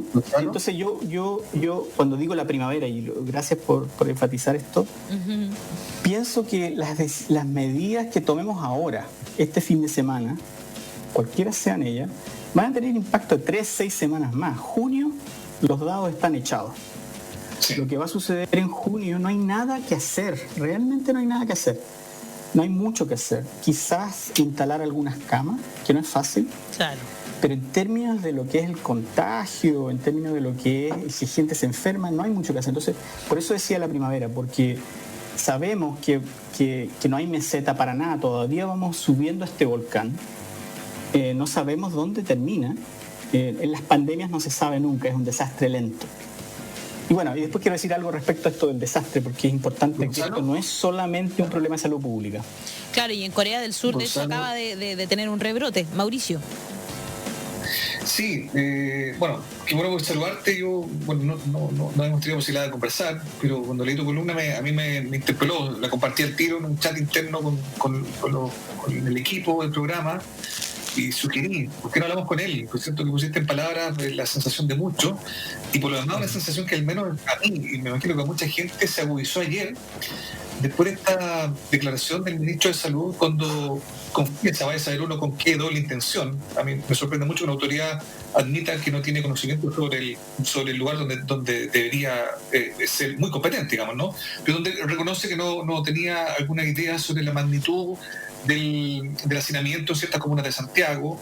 Un día anterior había admitido que de las teorías con las que se había seducido al comienzo de esta pandemia terminaron derribándose como un castillo de naipes, más allá de lo que puede haber detrás, una suerte, creo yo, una suerte de salida del ministerio, o vaya a ser uno. Pero claro, cuando una autoridad reconoce eso, o reconoce que no tenía idea muy bien de lo que estaba hablando, es algo muy brutal, porque a mí me pasa que de la rabia pasé como al desconcierto y a una sensación como de indefensión. Es como, ¿cómo hacemos para seguir adelante? Bueno, también como dice, hasta aquí nomás llegamos. Más de esto no podemos hacer. Lo que viene ahora es contener lo que viene, y lo que viene, tú también lo dices muy claramente en tu columna, es el peor escenario posible. Vamos a ver morir a mucha gente. Exacto. Por eso a lo mejor tu columna llegó en el momento preciso, porque fue justo en el relato de un día donde la máxima autoridad de salud, en plena pandemia, admite que en realidad no tenía mucha claridad de lo que estaban haciendo, ¿no? ¿Cómo lo ves tú? Sí, y yo creo que una de las cosas que se ha dicho mucho, lo han dicho muchísimas personas, es que ha habido muchos errores comunicacionales, ¿no es cierto? Hay todo un ítem ahí y que ha tenido una gran influencia en la percepción social del riesgo, es decir, cómo es que percibimos si esto es en serio o no, qué es lo que yo tengo que hacer. Pero yo creo que las declaraciones del ministro ayer en la tarde, que son muy parecidas a las de muchos ministros durante el estallido social en el año pasado, claro, tienen la misma característica, ¿no? Tienen la misma falta de sensibilidad respecto a lo que realmente pasa en el país real. Yo creo que eso es lo que es más brutal en el sentido de reflejar una manera de ver al país que es muy alejada. Es decir, no entender que hay millones de personas que viven en la economía informal, cientos de miles de personas que viven en campamento. Yo he escrito al respecto. De alguna manera como una incapacidad de entender eso. Yo voy a decir algo que además, aparte, yo creo que debería haber un cambio de gabinete. Debería haber una renuncia del ministro, debe haber un cambio de estrategia en este, porque ya son varios trenes los que se estrellan. Es que este problema país se tiene que localizar en nuestra capacidad de resiliencia frente a los desastres. Nuestro país tiene una gobernanza del riesgo, ya ahora tiene una gobernanza del desastre, y se tiene que localizar en interior, nos guste o no nos guste. Tiene que haber una coordinación de distintos sectores. Esto no puede quedar en las manos de la epidemiología puramente tal y de la epidemiología clínica puramente tal. Esto requiere, por lo menos durante esto de emergencia, porque esto ya ahora es una emergencia, la podíamos haber prevenido, pero ahora es una emergencia, estamos frente a un gran tsunami. Y cuando hay un gran tsunami en este país, no se le encarga a un ministro, es una cuestión de país. Entonces, quien sea nombrado en reemplazo de Manalich, yo creo que es un hecho que no vamos a tener este ministro en algunos días, se tiene que poder convocar a mucha más gente que sabe cómo hacer para poder levantarnos después de un desastre. Ahora, ¿qué hagamos después de la pospandemia? Y ahí por eso yo no sé si se dan cuenta, en la columna también le pego un palo a la oposición. Claro. Todas las conversaciones han sido acerca de la pospandemia, cuando aún ni siquiera entendemos cómo la pandemia funciona o cómo termina. En cierta medida, de alguna manera, yo creo que hay cosas que no hicimos, y ya eso es lo de la leche derramada, que se ha conversado mucho. Se debiera haber hecho inicialmente un cordón sanitario grande en el sector oriente, eso se debería haber hecho inmediatamente después que se quitaron los primeros casos en los colegios privados en el sector oriente. Un cordón sanitario significa nadie sale ni entra a esas comunas. Y después haber hecho una serie de cordones a nivel de los puertos, los aeropuertos. O sea, la estrategia, ya todo eso sabemos, ya pasó, no se puede hacer, ya esto está en otro lado. Entonces, ¿Qué es lo que tenemos que hacer ahora? Tenemos que hacer una cuarentena real. Una cuarentena real requiere del esfuerzo de todos, no basta el ministro, no basta el ministro de Salud. Y ya sabemos que este ministro, que yo no creo que tenga malas intenciones, yo creo que si uno apaga la parte cuando dice las cosas y escucha su voz en los últimos días, la manera en que respira, es que está ansioso, está preocupado. Pero ya no da más, no da en el ancho para lo que necesitamos. Y no lo digo solamente por una cuestión de que si me gusta o no me gusta este gobierno, es que realmente es algo que debiera haber sido exigido desde todos lados. Eso, no sé cómo decirlo de otra manera, digamos. Yo quiero hacer hincapié en que tú también, Gonzalo, eres investigador del Centro de Investigación para la Gestión Integrada del Riesgo de Desastres, CIGIDEN, ¿no es cierto? Porque eso es fundamental para entender siempre y desde el principio también, claro, tú y muchos otros expertos, digamos, desde distintos puntos de vista, dijeron que este era un desastre interseccional, digamos, que no se puede ver solo desde el punto de vista de la salud, también hay que mirarlo desde el punto de vista social, desde el punto de vista del Ministerio de la Mujer, desde el punto de vista del Ministerio de Educación. Todos los ámbitos. Todos los ámbitos de la vida están tocados con una cosa como esta, ¿no? O sea, nosotros en Chile hemos aprendido muchísimo, se han cometido muchos errores, pero hemos aprendido de los distintos grandes desastres que hemos tenido. No es perfecto, pero existe una serie de nomenclaturas, incluso la repartición de canastas de alimentos. Nosotros tenemos una manera de hacer eso a través de ONEMI, a través de la JUNAEV. Es decir, yo creo que existen estructuras que tienen que ver. Tenemos una gran cantidad de investigadores en el área de desastres que de alguna manera pueden colaborar, pueden de alguna manera aunar esfuerzo. No podemos, yo digo en la columna, y es una provocación, partir de cero. Y partir de cero es decir, tenemos que asumir las pérdidas que vamos a tener. No vamos a poder evitar una serie de contagios, no vamos a poder evitar una serie de muertes, una generación, como yo digo. Tenemos que tratar de reducirlo, tenemos que hacer que el desastre no se transforme en una catástrofe para este país. Y bueno, en eso tenemos experiencia. Ahora, una de las grandes diferencias de otras catástrofes que hemos tenido es que esto es nacional y global. No le podemos pedir ayuda a otro país. No pueden venir los aviones a otro lado, ¿no? Y por otro lado, yo creo que hay que dejar de lado esta idea de continua de compararnos con los otros países. O sea, esto es una cuestión global. Esto es una cuestión en que nos podríamos ayudar.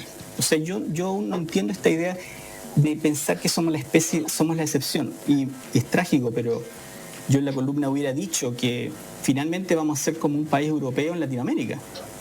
Es trágico, porque podemos ser como Italia o España. Y eso es muy traumático. Daniel. Oye, yo lo otro, ¿puedo decir algo respecto a lo que estaba escuchándolos antes en la parte anterior? Por supuesto. De mi colega de Estados Unidos, y que yo creo que si no hacemos algo, eso que está sucediendo en los Estados Unidos en este momento, que, sucede cada ciertas décadas, ¿no? Sí. Puede suceder perfectamente acá. Es de alguna manera lo que hemos estado viendo, en cierta medida lo que ha ocurrido mucho en el sur. No hemos sido capaces de escuchar. Cuando digo escuchar, no solo escuchar a algunos expertos o algunos investigadores, sino que escuchar dónde están la gente en esto. Nadie quiere que esto no funcione, pero hagamos algo que sea real, o sea, salgamos de estas discusiones casi de minucia en este momento. Sí, Gonzalo, soy Daniel Stingo. Hola, Daniel. Hola. ¿Qué es lo que tú propones? ¿Qué es lo que llamas tú partir de cero? ¿Qué es lo que tú propones de aquí en adelante? Porque ya hemos hablado hasta ahora de lo que nos hizo un poco de ¿qué es lo que viene ahora? ¿O qué haría Gonzalo Bacigalupe? Yo te digo Bacigalupe porque creo que es italiano, pero es Bacigalupe. Tenía origen italiano, pero es español, sí. Yo soy amigo de tu hermana Claudia. Mira sí, tú. Sí, mi hermana lo que pasa es que Sí, lo que pasa es que me acaba de escribir Alfredo, que está en Mejillones, tu cuñado. Y me dice que allá los niños se pasean, sin mascarilla por las calles. No, pero te quiero decir una cosa. Claro. Su hermano y Alfredo filma, graba, etcétera. Y me comenta que en las calles de Mejillones, por eso lo quería decir, los chicos andan en bicicleta por las calles sin mascarilla y sin nada. Entonces, cuando yo te refiero y eso es lo que quiero decir. Entonces, ¿qué harías tú en adelante? Porque en Mejillones tu cuñado me está diciendo recién por WhatsApp que los cabros, él me manda una foto del mismo pero tapado entero, pero dice que la gente circula como si nada. Entonces, por eso, ¿qué harías tú ahora en adelante? Muy, muy propio en Santiago, porque tú dices en tu columna que Santiago va a ser nuestra Lombardía mayormente y en otras regiones. Sí, eso igual Paraíso. Valparaíso. Ah, por eso también. Muy ¿Qué es lo que harías tú? ¿Qué es lo que viene? El gran Valparaíso. Alguien me preguntaba, porque hay una manera en cómo uno escribe esto que cuesta escribir estas columnas y no puede incluir todo y no puede decir todo, imposible, ¿no es cierto? Claro, no puede durar eternamente. Ideas, claro. Pero una de las cosas que yo creo que es muy importante es contar la verdad completa, ser muy transparente. Y no solo en términos de darle los datos a los científicos. Tenemos que tener acceso a la lógica completa de cómo se tomaron estas medidas. Que las entendamos todos. Que sepamos dónde se equivocaron, cuándo cambiaron. Necesitamos la bruta realidad. Necesitamos saber dónde están los fallecidos en cada comuna. Necesitamos saber realmente cuál es el problema. Eso es primero que nada, y eso lo tiene que saber todo el mundo. Tiene que haber una capacidad de transparencia de eso muy grande. Esto no es un juego, es de estrategia. Porque yo creo que hay que aunar las fuerzas de mucha gente capacitada en este país que en realidad se ha formado en distintas áreas, de distintos ámbitos. Y para eso, y eso ayudaría mucho a poder tener un diagnóstico que es más espeso, como dicen los antropólogos, de alguna manera que no es solamente de un modelamiento de los números, que es importante, pero que de alguna manera esos números estén espesados por la historia de las personas. Eso es lo segundo. Lo tercero, tienes que hacer completamente fácil que cualquier persona pueda usar mascarilla, que cualquier persona pueda limpiarse las manos con la mezcla que se necesita de alcohol, etcétera, que sea posible higienizar uno personalmente en todas partes sin tener costos adicionales. Se tiene que hacer completamente disponible a todos, a los 19 millones de habitantes. Muy fácil el tomar estas medidas. La distancia social es una conducta aprendida que va a tomar mucho tiempo, en cierta medida, una gran cuarentena. Cuando dicen cuarentena, 40 días, 3 semanas, por lo menos, y sin esta cosa como, prepárense que pasado mañana vamos en cuarentena. Yo creo que ahí se necesita facilitar. Y bueno, yo no sé, yo no tengo las arcas del Ministerio de Hacienda, pero hay que pagarle a la gente para que se quede en cuarentena. Es decir, es una muy buena inversión. Esas son las cosas. Ahora, yo creo que hay que unar realmente fuerza. Yo creo que alguna de la gente que ha estado en el comité asesor lo ha dicho en varias ocasiones, la presidenta del Colegio Médico, etcétera. Eso es puro. Y por otro lado, no nos olvidemos de algunas regiones. Esa es la otra cosa. O sea, la batalla de Santiago, que es la peor metáfora que se le puede haber ocurrido a alguien. Horrible. De alguna manera envía malas señales. Las grandes urbes, en Chile tenemos altas concentraciones de personas y edificios con mucha gente, tenemos veredas angostas, tenemos transporte público que nos achoclona, etcétera, etcétera, que no es solo en Santiago. Es decir, el contagio se dispara donde hay alta concentración de personas y donde hay altos niveles de inequidad. Valparaíso, la región de Valparaíso es un muy buen ejemplo. La región de Valparaíso. Mauricio. Gonzalo, yo, de partida quiero contarte que Piñera está hablando ahora y de nuevo sin mascarilla. Sí. También te quiero decir que respecto está hablando sobre el inicio y sobre economía, además, y el inicio del pago del subsidio del ingreso mínimo garantizado. Sí. Claro, como si fuera la solución a todo. Bueno, pero tratando también de entrar un poco que plantea Daniel, porque yo comparto, lo que está puesto en tu columna ayer, que lo he hecho, que en el fondo es como, a esta altura del partido, ya no hay mucho más que hacer en términos de prevención, porque lo que no se hizo ya no se hizo. El mismo ministro de Salud lo dijo hace algún día, dijo como el modelo sobre el que estamos trabajando ya no existe. Este es un escenario distinto. Es que no es tan así. Estoy citando... Hay un nivel de prevención que se tiene que hacer. La facilitación de uso de mascarillas, geles, higienización para todos los 17 millones, 18 millones de personas se puede hacer y sí es preventivo. O sea, poco menos que al lado de cada semáforo se ponga una cuestión con gel y las mascarillas repartirlas gratis. Y aunque se voten las mascarillas, pero la gente sienta que puede acceder a ellas, es una medida que yo creo que es preventiva y que se puede usar hasta el último día. Yo creo que tiene razón en eso, claro, Gonzalo. Hoy día valen 6 veces más de lo que costaban antes y no son gratuitas, digamos. Pero eso es lo que está diciendo Gonzalo, habría que hacerlo de fácil acceso. Recordemos, 1,5 millones de chilenos que no tienen agua para lavarse las manos.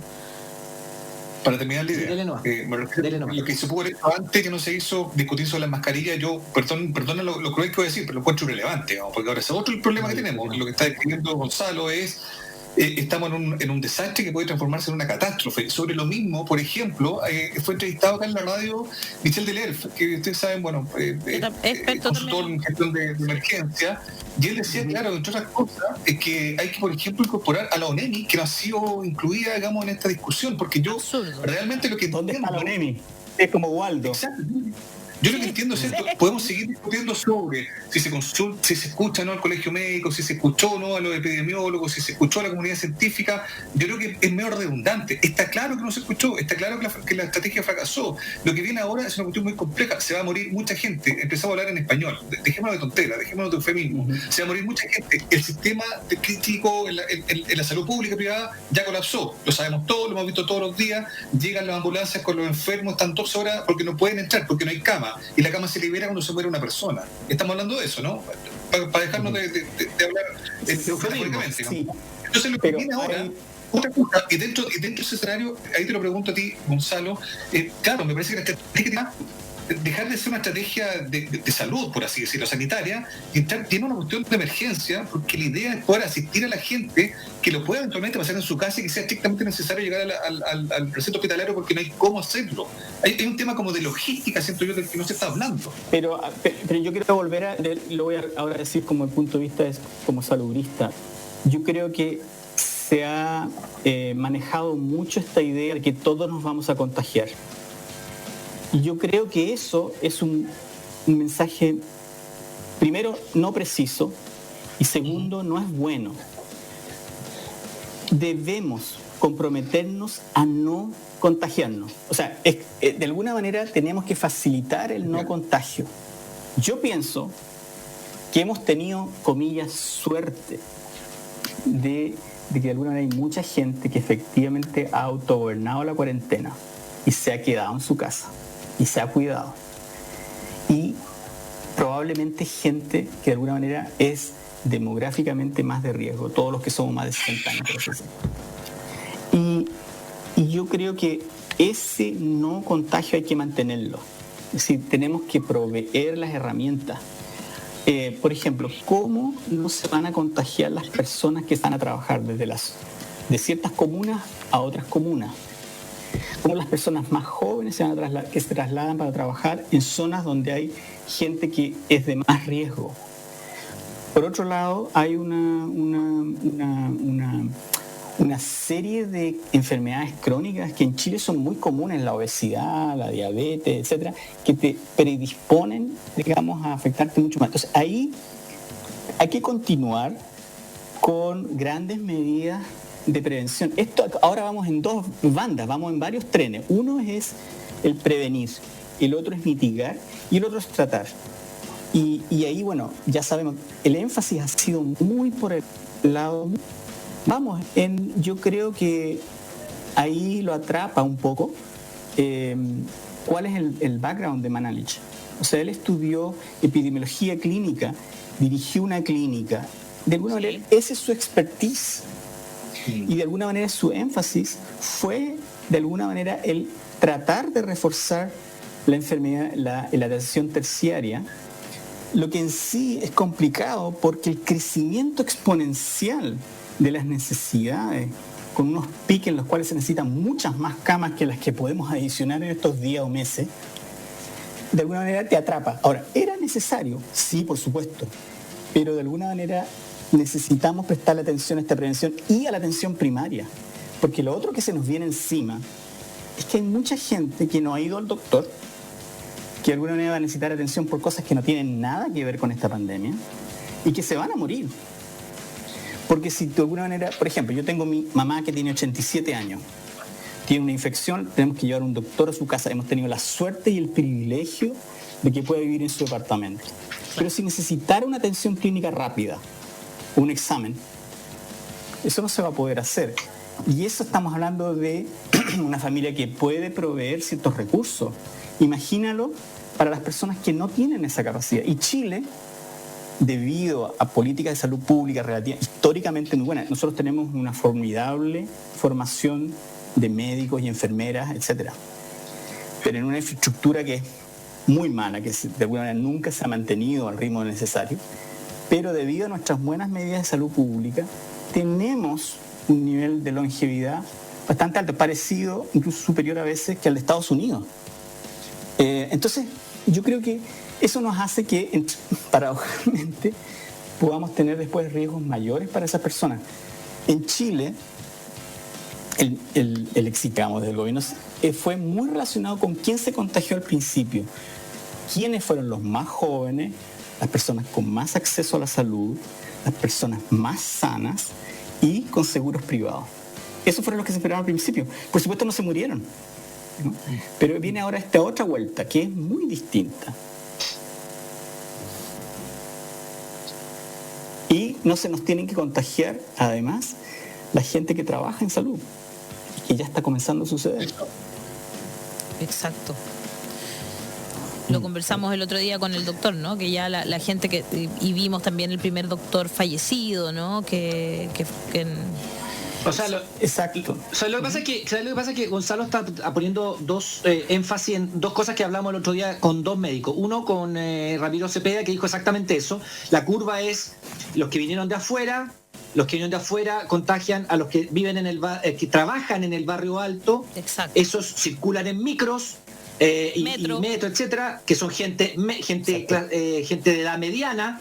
Pero esas después pasan entonces cuando llegan a su casa, contagian a sus padres, a sus abuelos que viven en poblaciones hacinados. Ese es como el derrotero que él mencionó. Es una cosa que dijo el otro día Ramiro Cepeda, que lo había visto él. Y lo otro, lo que dijo la doctora ayer, que también dijo, que está repitiéndolo usted, que lo dijo Gisela Alarcón, que dijo, ¿qué pasa con activar la atención primaria? Fundamental activar la atención primaria, lo dijo también. Entonces, está reiterando dos cosas que nos han dicho dos expertos 2 días atrás, con todo sentido y lógica, digamos.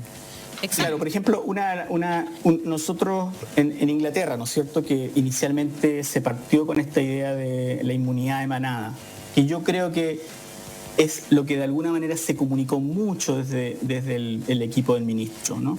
Esa idea de que todos nos vamos a contagiar y que tenemos que hacerlo lento, y lo hacía con esta voz, ¿no? Y que tenemos que aplanar la curva, etcétera. Y empezaron a tratar de micromanejar, por así decirlo, el contagio, que obviamente falló, y que es lo que planteo en mi columna. De alguna manera, yo creo que el cambio, por ejemplo, que hubo en Inglaterra, de alguna manera está también permitido por un sólido sistema de salud primaria que existe en Inglaterra y en algunos otros países. Ahora, en nuestro país todo ha sido ahora dirigido, o sea, tenemos todo tipo de personal médico porque nos daban abasto trabajando en la cuestión del COVID. Y bueno, y ahí eso nos complica, digamos, y es que es lo que es parte de lo que viene. Ahora, a mí insisto en esta idea de intentar de alguna manera mirarlo esto como un desastre y dejarnos de eufemismos de alguna manera que tienen que ver con esta vocería diaria, que probablemente debe ser ahora, en la cual estamos pareciendo que podemos trabajar con estos números diarios. Ya no, y nuevamente, y lo insistió hace 2 días, dijo, solamente podemos pensar en los días. Es como, no sé, como... Que a mí me parece una cuestión irrisoria. Sabemos que esto hay que pensarlo en semanas. Y esa cultura de pensarlo en semanas, que es difícil, es la que hay que transmitir a todo nivel. Y eso no necesariamente ha ocurrido. A mí me ha defraudado además muchísimo el que la mayor parte de las discusiones en las últimas semanas, sabiendo lo que venía, han sido a través de la pospandemia. Una cosa, esto quiero decirte algo respecto a cómo se produjeron este flujo de contagio. Hubieron varios otros focos de contagio desde las zonas periféricas hacia el resto de Santiago. Cuando se declaró el toque de queda, se produjeron grandes aglomeraciones, estamos haciendo un estudio al respecto, las grandes aglomeraciones afuera del metro y en las estaciones de bus, cuando nadie usaba mascarilla, ahí se pusieron. El llamado a vacunarse, que es un buen llamado, pero donde en general las personas se atienden a través de FONASA o el sistema de salud pública, que se fueron a vacunar, y eran personas de riesgo que se fueron a vacunar. Y el fiasco de los permisos municipales. O sea, de alguna manera, y que se repite todavía hoy día con la comisaría virtual, no todo el mundo tiene acceso a las herramientas que estamos utilizando en este momento para poder hacer este programa. Exacto. Mucha gente no tiene computador, mucha gente no tiene 4G, y el acceso que tienen es muy limitado. Entonces, de alguna manera, generamos herramientas que solamente ayudan a los que menos necesitan esa ayuda, lamentablemente. No es solamente un error comunicacional, es un error de estrategia. O sea, cuando a mí hace varios meses, ya después de un mes y medio, la ministra de Transporte dice, no sabíamos que esto iba a suceder. O sea, las personas son responsables, quieren llegar a su trabajo y se tuvieron que levantar temprano, pero justo el metro no empezaba a funcionar porque había habido toque que no lo pudieron pensar desde el Ministerio de Transporte. Me parece impresionante. Oye, tenemos que despedirnos, se acaba el tiempo, chiquillos, tengo que lamentablemente despedirlos a todos y quiero partir por agradecerle a Gonzalo Bacigalupe, que sé que tiene una agenda muy apretada, haber estado con nosotros en La Voz de los que Sobran. Muchas gracias. Me pasó que muchas gracias. Como que hasta tu voz me calmó, Gonzalo. Te lo agradezco mucho. Sí, estamos frente a un desastre, pero nuestro país, a pesar de las pérdidas, los desastres, hemos sido capaces de salir adelante y hay mucho expertise en eso. Gracias de verdad, porque ojalá que te escuchen, no solo a ti, sino a todos los expertos, que tenemos muchos y de mucha calidad en nuestro país, no lo olvidemos. Así que un abrazo gigante, tratemos de tener un buen fin de semana. Yo me voy ahora a la comuna voy a comprar unas cosas para llevar mañana a la comuna del Bosque, así que ahí les cuento. Atento a la columna del CIPER que viene. Ok, vamos a estar muy atentos entonces. Un abrazo, Gonzalo, muchas gracias por todo. Mauricio, Daniel.